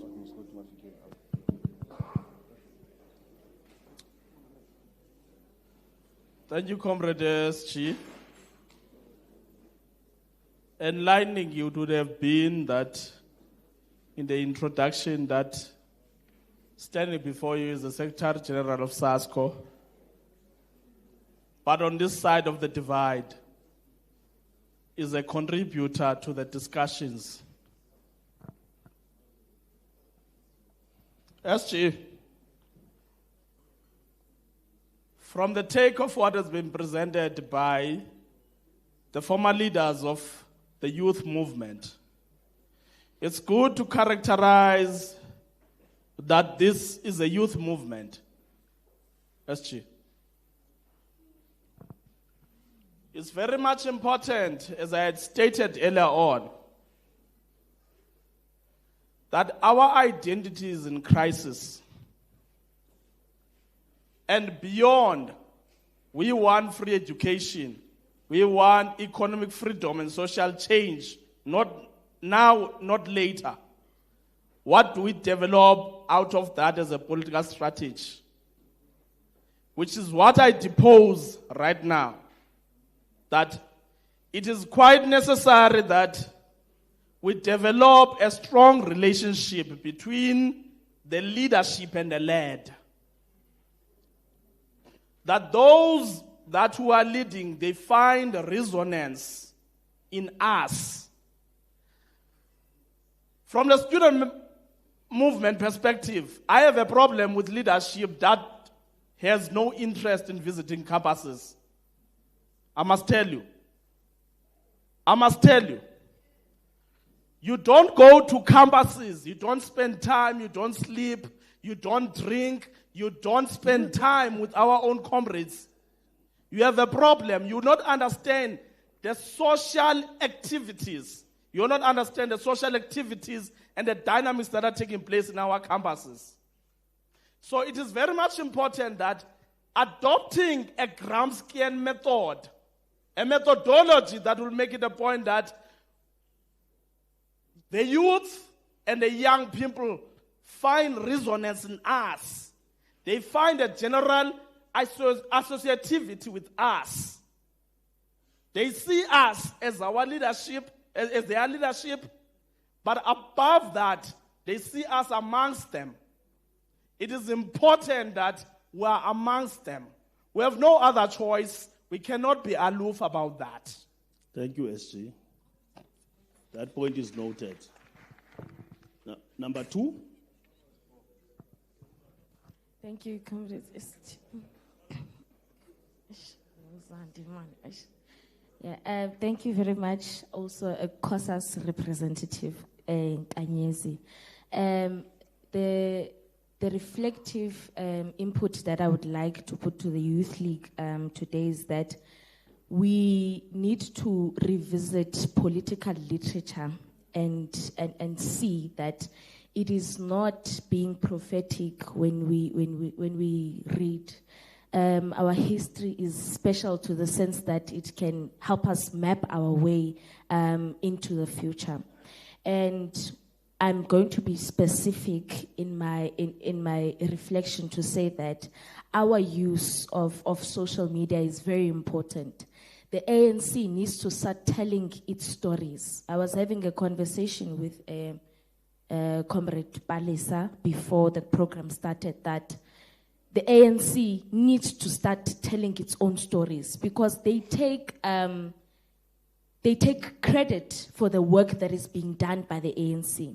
But if it is the ANC that is the first to if it is the ANC Youth League that is the first to call out shortcomings of the ANC, then we are leaving no room for any other opportunistic parties to do so for the ANC. But because that good is not being interpreted, it is not being shared with the entire world, that is why they would take for granted 112th year organization. Thank you very much.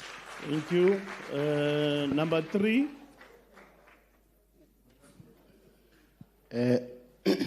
Sanbonani. Igama Upule ne?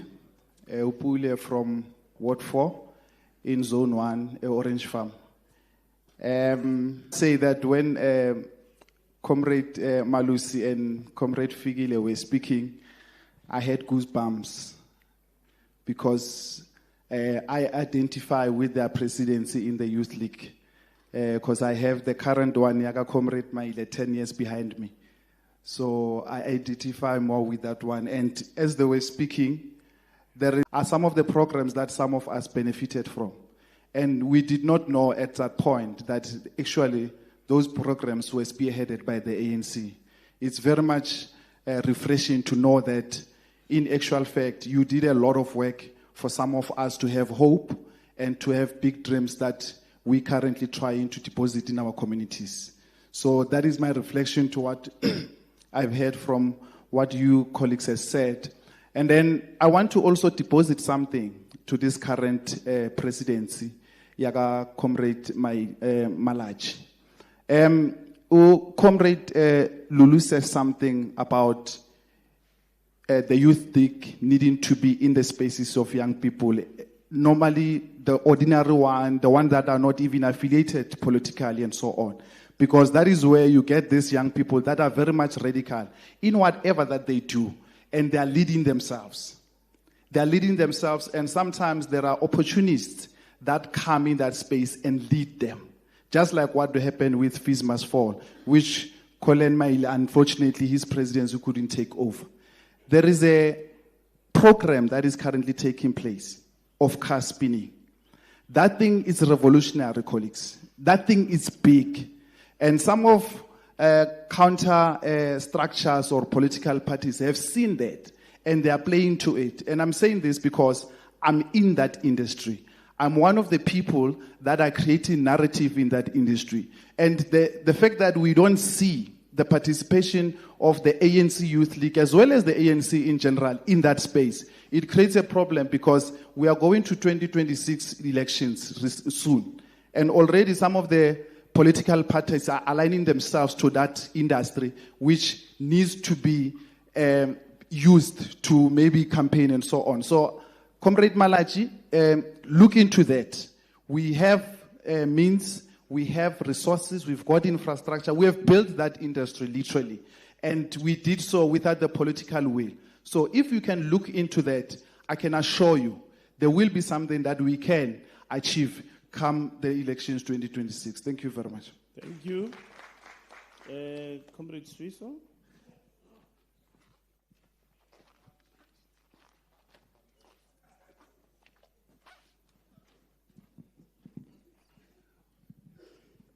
No, thanks, SG.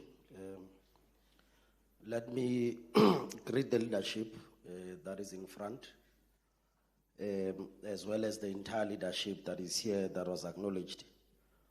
And also just to congratulate the ANC Youth League for taking such a critical step as we have taken.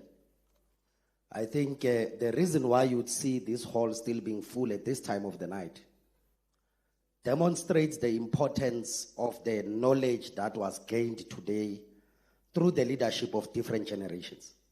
And I think we also want to salute the leadership for such an enriching input. But just a few things, Comrade SG.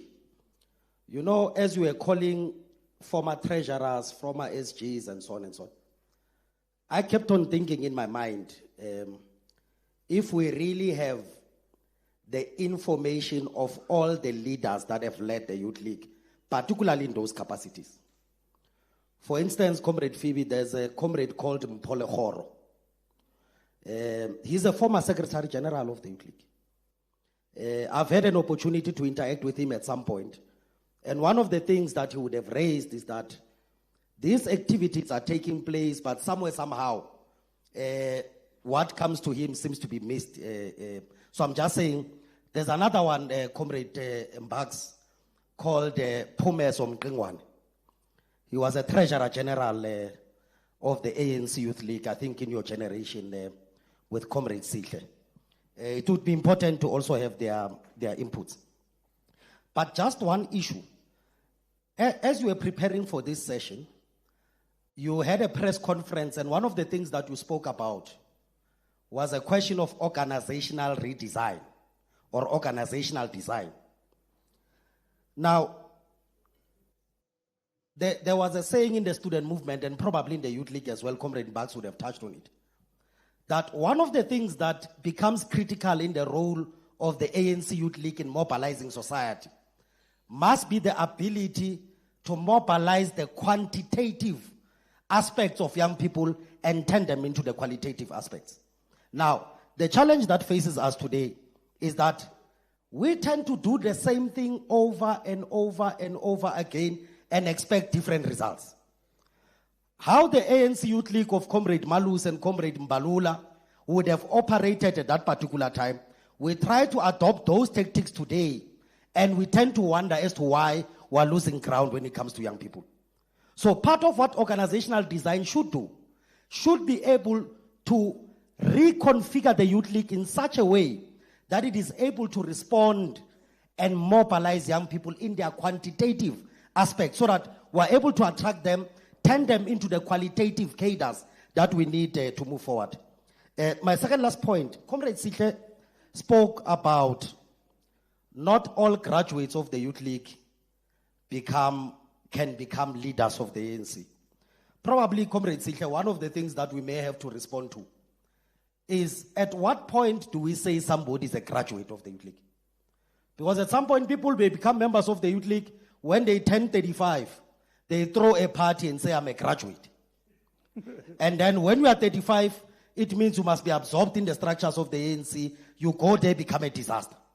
So part of what we may need to respond to is, how then do we define a graduate of the ANC Youth League? What are the key features that defines such a graduate? And then lastly, as I sit down, Comrade SJ, let's do away with this thing that there was no Youth League in the last 10 years.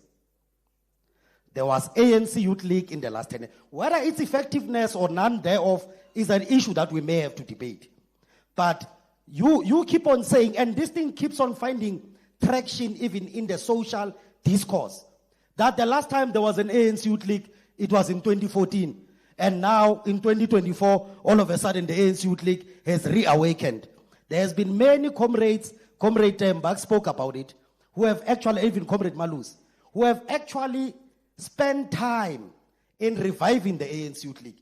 You can speak about Comrade Mzwandile Masina. You can speak about Comrade Tandi Mahambe-Hlala. You can speak about even Comrade Nongceba, for that matter. You can speak about Comrade Colin Maine. He was telling you here that, in fact, that youth league had 44 targets met. He just actually mentioned 5, and NYDA being on top of them. So I'm just saying that in the last 10 years, you can't say that there was no ANCYL youth league. Thank you. No, thanks, Comrade Fiso, Comrade Banda. SG, thank you very much. My name is Precious Banda, the former National Political Commissar of the ANC Youth League in Tastim era. I emphasize that because political education in the Youth League, as you reflect, and I did that the time I got appointed, has been mainly given to men, while the Gender or Social Transformation Subcommittee has been mainly given to women. Part of the discourse that must take place as we look at the life of the organization is to ask why these subcommittees in particular are gendered. But that's not the reason I stood. The reason why I stood chair is that a reflection of the ANC Youth League cannot happen on the life of the ANC Youth League, cannot happen without making an observation that in the past 80 years of the ANC Youth League existence, there hasn't been a woman that has been a president. What we want to deposit to this reflection as feminists of Congress is to ask a question whether members of the Youth League from its founding generation to today find it normal and natural that it's only men that have been seen suitable and fit to be presidents of the ANC Youth League. We need to make that observation. And so when the conversation took place on social media around faces of men that have been left out, myself, I was terrified and tormented by the faces of men that are there. And that comes to also a point that I want to make, and I want to make a commitment that I'll write an in-depth article to your new publication around a normalization of the epistemic and violent erasure of eras in youth struggles. That you cannot erase an entire generation, and that's if we want to agree, because I also problematize making a leadership elected as a generation. But if it's to accept that leadership elected is a generation, you cannot erase an entire elected generation of the ANC Youth League because somebody that is deemed to have led such a generation has become counter-revolutionary. That is ahistorical. That generation of Julius Malema should be there. You have to agree whether you put the deputy president or the SG, but you cannot jump that generation from there. And so I commit, SG, that I'm going to give an article on that to argue, especially with the argument that was done by the SASCO SG here, because I don't agree with that. And we're saying in future conversation, can that generation be reflected if a generation is represented by elected leadership? My last point, Chair. My last point, Chair, is that also in the same spirit of erasure, and in agreeing with Comrade So, is that we need to have a conversation around the task teams. There's been 4 task teams that have been there. If you are purist, you don't want to add them there, conveners, make another 80 and add them. Put them on the side. But they need to reflect in the life of the Youth League. And that reflection must be coupled with what led us to having this task team. The task teamization of structures of the ANC Youth League. What's the genesis? Who benefits from it? What leads to it? And what are lessons to be learned from that? More importantly, around the patronage network that actually boosts during task team times. So we really need to have those, and I plead that we must not practice ahistorical tendencies in an attempt for us to record history differently. So we are contesting the recording of the history that is being portrayed. Thank you very much. Thank you, Comrade Banda. There will be no responses, comrades, from ourselves and myself as the chairperson. It is very constructive. We're reflecting. Part of reflection, SG of SASCO, we're not going to grant you. We are reflecting here. If you have an opinion, we've opened my Shlomelang, as an online journal. If you have opinion now, you must write to Shlomelang. We will publish your piece. The whole point of reflections is that you must also teach each other the culture of writing. When we are not going to speak everything you want in a meeting, you must write about whatever you think you are contesting, whether it's history, whether it's ideas, whether it's ideology, and whatever. You must write now. We have opened that particular platform as the ANC Youth League. President, over to you to give a way forward and closing remarks. Thank you very much.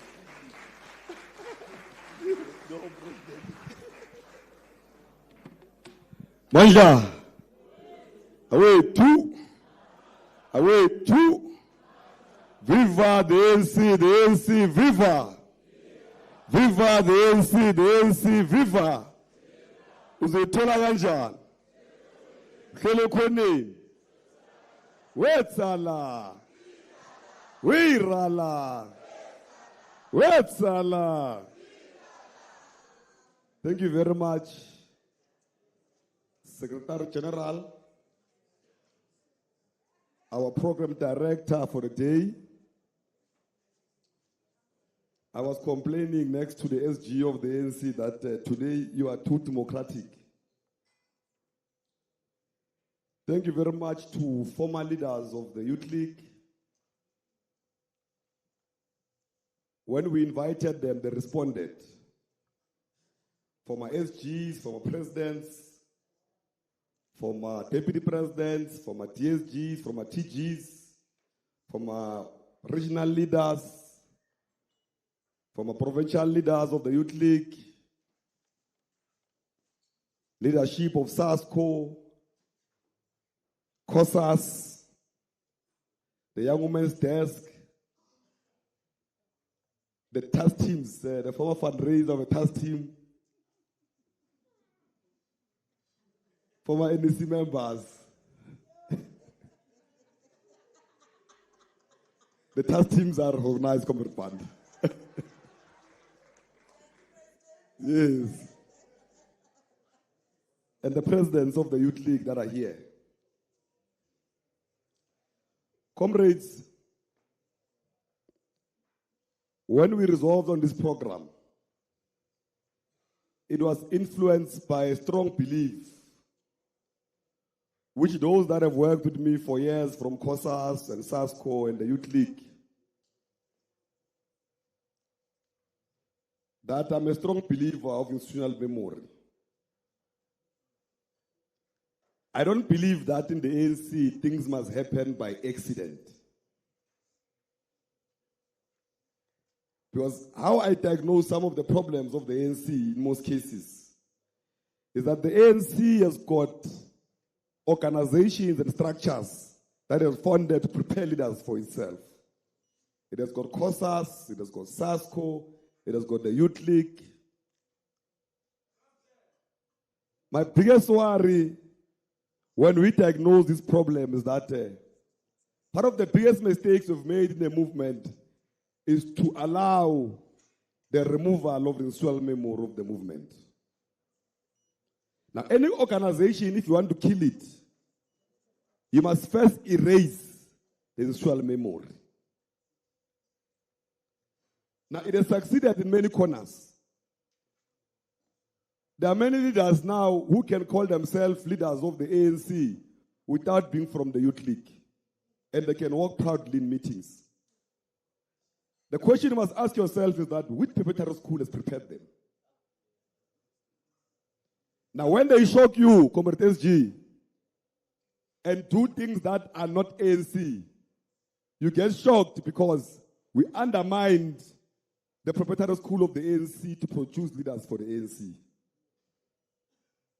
I know the former SG of the ANC also argues that not all products of the factory are proper. But it doesn't mean that the factory stopped producing. The factory must continue to produce for the African National Congress. Now, what influenced the gathering here, Comrade SG of the Youth League, is that we've first accepted that we are a leader of the Youth League at a difficult time. We are a leader of the Youth League at a time where the African National Congress, it has proven that it has lost hegemony in society. It's evidence that we're at 40%. It's evident that we've lost municipalities. It's evidence that we're losing every day. And we asked ourselves the question as the leadership that, where are products of the ANC Youth League when the ANC is faced with a difficult task? Because these products will know what to do when the ANC is under attack. Because the ANC has prepared them for a task that at the time the ANC is under attack, the products of the Youth League must rise and implement the skills that the ANC has taught them on how to revive the movement. That is some of the reasons we've called this gathering SG. We've called this gathering SG because we've accepted that part of the problems that we're faced with is that the ANC as an organization and the people inside that organization, because we join as individuals, majority of them, given the responsibilities to lead the organization, have lost integrity. Now, when you lose integrity, and I always make this example that now that we're in the GNU, President, the DA can go and open a tab that was put by the ANC-led government. Society will say, you see the DA is working. One tab. The ANC opens 100 tabs. Society will say that you are only opening these tabs because you want to be voted into power. Now, the biggest problem that we need to resolve is the issue of the integrity. Because from now on, SG of the ANC, whatever we do from now on, whether good or perfect, if the messenger has lost integrity, no one will follow the messenger. Because every message depends on the integrity of the messenger. Now, if you can take a criminal and put him on top of a table to address community that he is a changed man and is ready to come to the community to fight crime, it will take long for the community to believe that criminal. Because the criminal has been known to be harassing the community for many years. Now, we need to work. And part of the reasons we'll go back to an organization that has got full hegemony is that former leaders of the Youth League must come back and position themselves as leaders of the ANC with the experience that have been trained to restore the integrity of the movement. Important questions must be asked when people want to lead the ANC is that who are you, where are you from, who has trained you?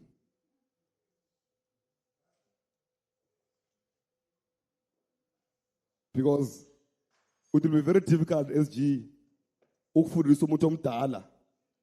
on how to carry themselves in the ANC with integrity.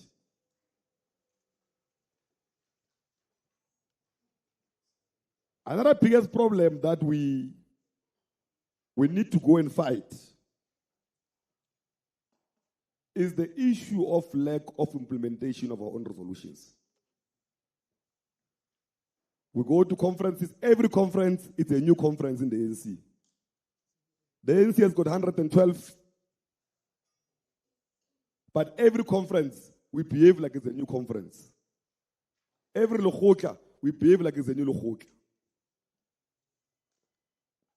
Towards elections, we took these important resolutions towards elections as an urgent intervention to resolve the issue of upskilling of the youth.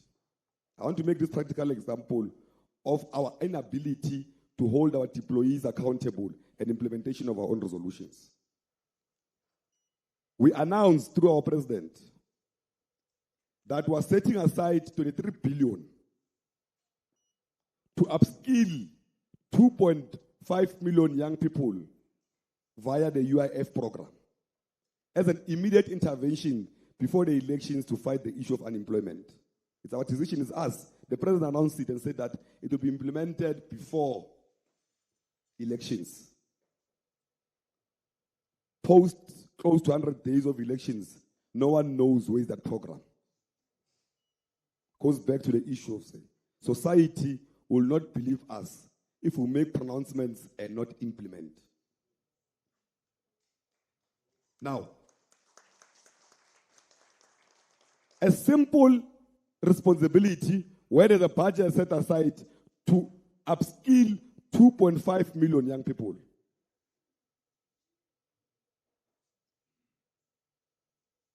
It is not being implemented. NEFSAS. The first thing we did as the Youth League when we came to office, we told the ANC leadership that there is a crisis at NEFSAS. And if the crisis is not resolved, young people will revolt against African National Congress. SASCO lost all campuses. We did not get the warning. The ANC in the last elections, we lost all VDs where students are voting. Because there is no one who will associate themselves with an organization that does not respond to their interests. Because we joined the ANC as individuals because we believe that it's a vehicle that we can utilize for a total liberation of our people.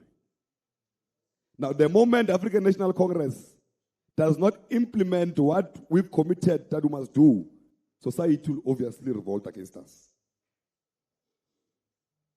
We are still faced with the same problem today. Now, I felt that, comrades, because you've mentioned many programs, including what you were doing in your time, we're faced with a big difficulty, which you have mentioned, former presidents, that what we will face post-94 when you are a youth wing of the ruling party is the same thing we're facing now. But the only difference now is that when the ANC has deployed deployees, the most important thing the deployees must do that before they implement any program that has to do with youth development, they must inform the Youth League. So the Youth League is the first to announce the implementation of that program. Now, when you do that, you simply, as the ANC, as the ruling party, you assert a Youth League as an organization that resolves problems. But if you are a Youth League of the ruling party, you speak, then the ANC does something different. That they are not different from the Youth League of the DA or from Youth Brigade. Because society associates themselves with an organization that resolves problems. And the advantage we have now, and it's also its advantage. Its advantage is when issues are not implemented. An advantage is when they're implemented, the Youth League is positioned as an organization of power and influence. But if that is not done, we will become the Youth League that we are now, which is facing many difficulties in directing the ANC, in directing young people behind the pen of the ANC. Because we're a Youth League of an ANC that has been in power for the past 30 years, that is blamed for all the wrongs that has happened in society.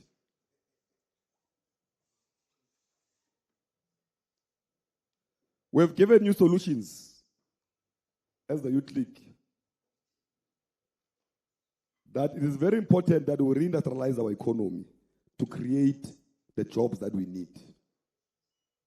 We further said that the president must put export quotas. We even put a percentage. We said not more than 70% of raw materials must leave the country. Because we're failing to understand as the Youth League that how to have industries collapsing when we've got raw materials that can be utilized to revive industries, which can create employment and economic opportunities for the youth and South Africans. There was a commitment towards the elections by the president of the ANC in all platforms, including January 8, that he agrees with us on the implementation of export quotas. We went and did a bit of research, Comrade Phoebe. We discovered that we don't even need a voting for it. The Minister of Minerals can immediately put those export quotas. We thought that there must be a voting process. Now, it's something that the Minister of Minerals can do tomorrow to put export quotas so that we industrialize our own economy, to create employment for the youth, because there is no any other place where the jobs will come from. These jobs will come from the industrialization of our own economy. Now, these short-term grants, things that we are doing, in the process, we are excluding majority of South Africans from their own economic activities of their own country. It's not sustainable. It has put us at 40%.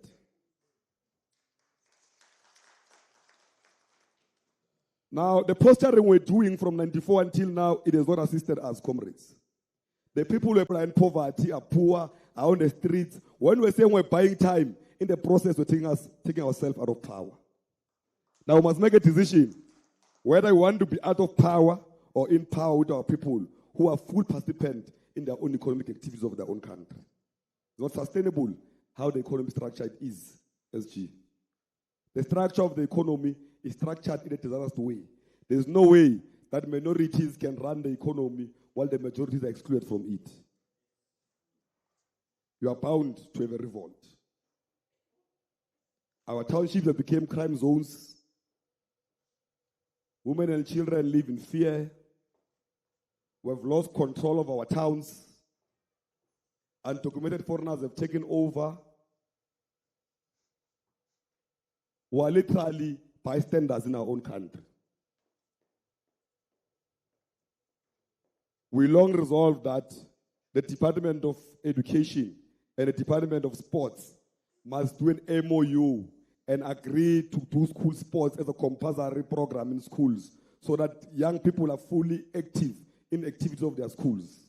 It's a resolution of the ANC. It took an opposition ministers to sign an MOU that we've resolved on 10 years ago.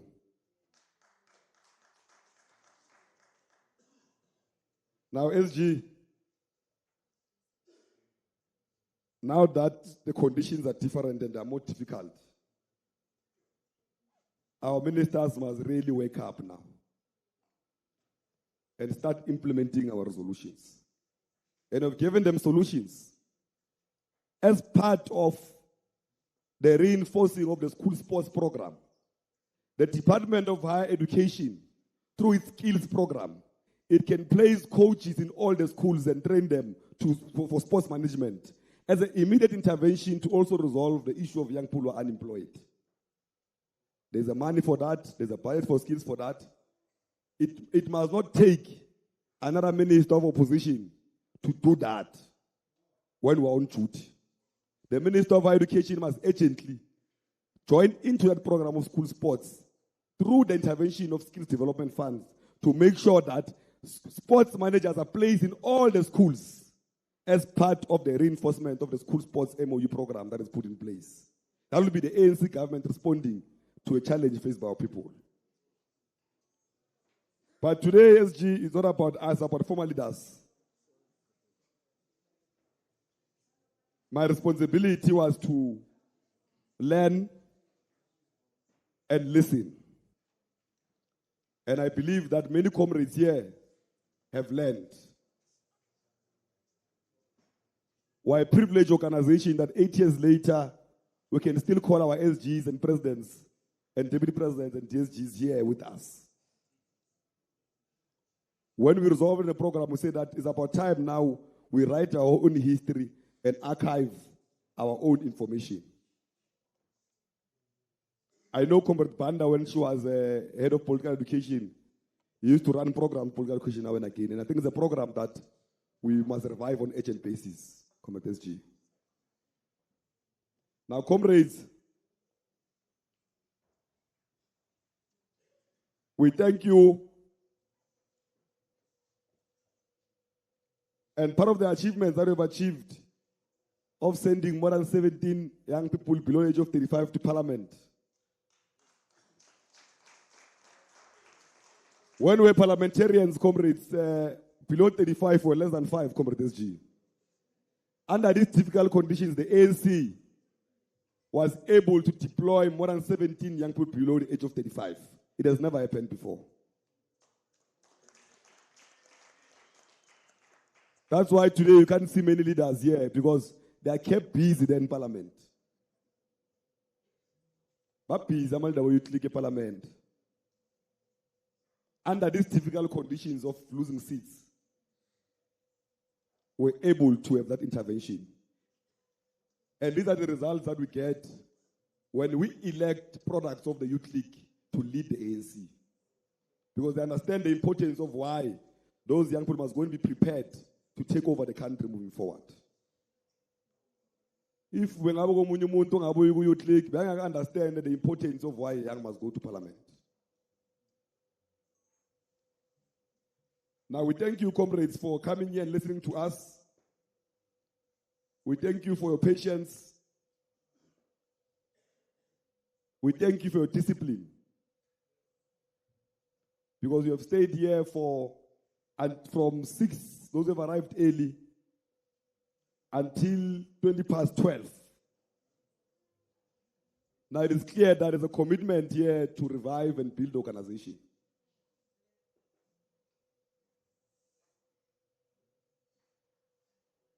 We'll have many other activities, comrades. This is the first one. This is the second one. The other one, we launched the Komelang. We relaunched it. This one, we're engaging formal leaders, because we don't want to move this journey alone. The next one, we're meeting churches. The other one, we're going to have creative industry and popular culture. The other one, we're going to go to the JSE to make follow-ups on the memorandum we've submitted in 2011. Remember, in 2011, those were there. We went to the JSE to submit a memorandum. We have never went back and followed up on it. Now, on the 11th of October, we're making a follow-up. Then we're going to have a soccer tournament at Orlando Stadium with legends of Orlando Pirates and Kaizer Chiefs.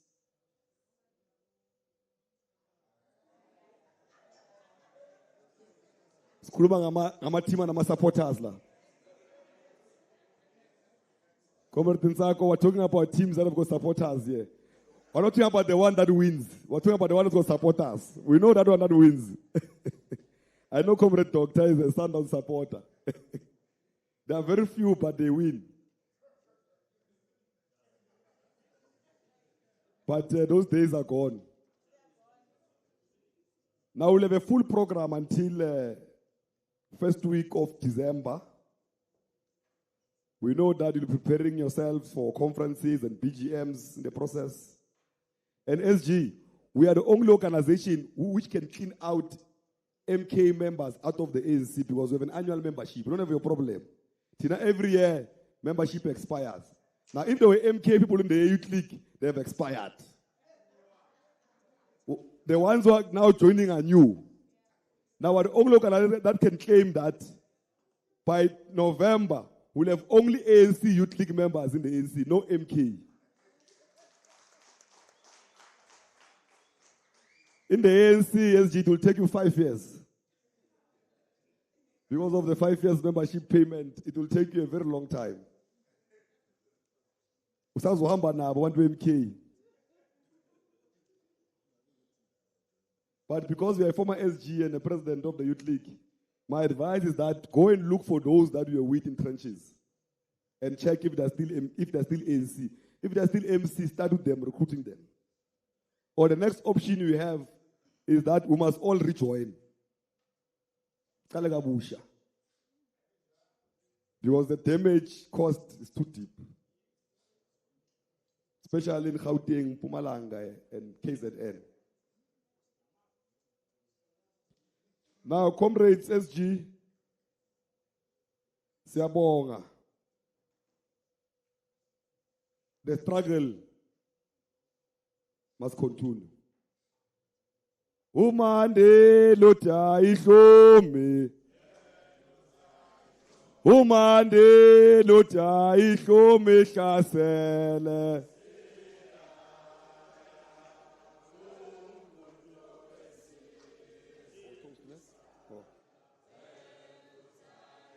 Umande lota ihlome. Umande lota ihlome hlasele.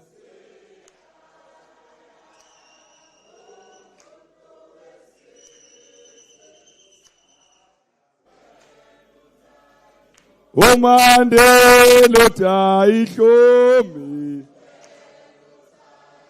Umande lota ihlome hlasele.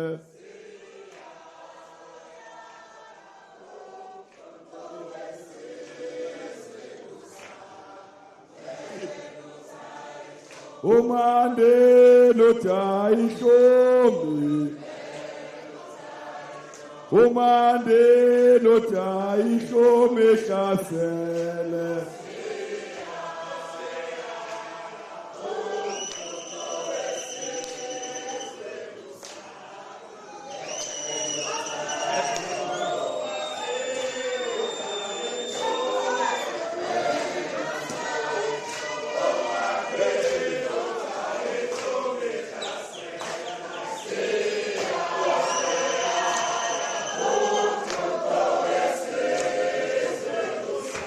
Deputy President, our deputy.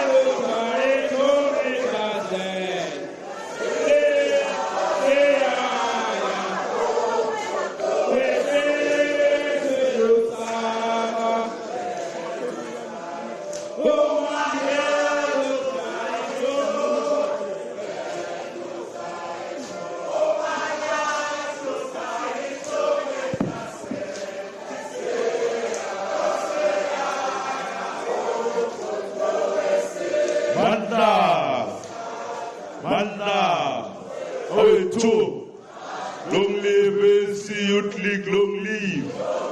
Happy birthday, ANC Youth League, happy birthday. Long live President Colin Malachi, long live. Long live all former leaders of the ANC Youth League, long live. Comrades, we're going to quickly propose a toast for the 80th anniversary and then proceed quickly to have our very late dinner. So the presidents of the Youth League, presidents and presidents, presidents of the Youth League, presidents, yes, you are not a president. Yeah, because you can put your hands there. And comrades, this cake, we have identified a homage and orphanage in Alexandra. The office tomorrow will donate the cake there. We're just going to have a symbolism of cutting it and donate it to the orphanage in Alexandra Township.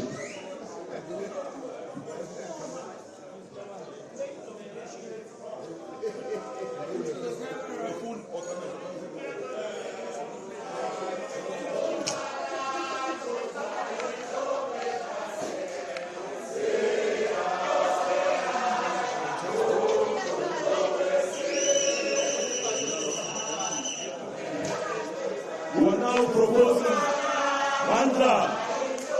Manda, don't leave don't leave. Comrades, we are going to have 3 toasts. President Malusi uzawutosta ngamanzi. President Malusi Gigaba utosta ngamanzi. Nomalathi bathi abasithinti lento zini. Comrades, comrades, the first toast is to the organization, the ANC Youth League, for having been able to survive the ebbs and flows up to this point of reaching 8 years of existence. Long live to the ANC Youth League, long live. Cheers. The second toast.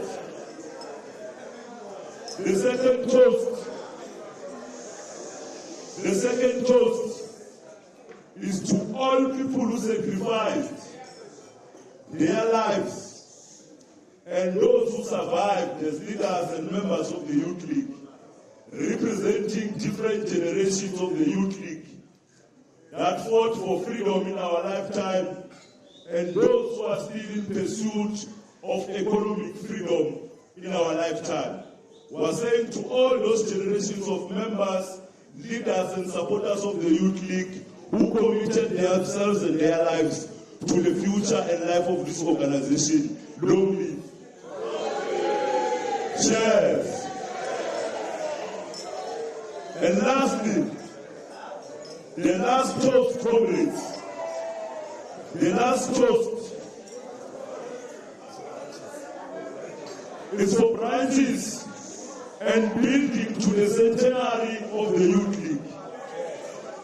Cheers to branches, ensuring that the organization exists until its centenary. Cheers. Don't leave ANC, don't leave.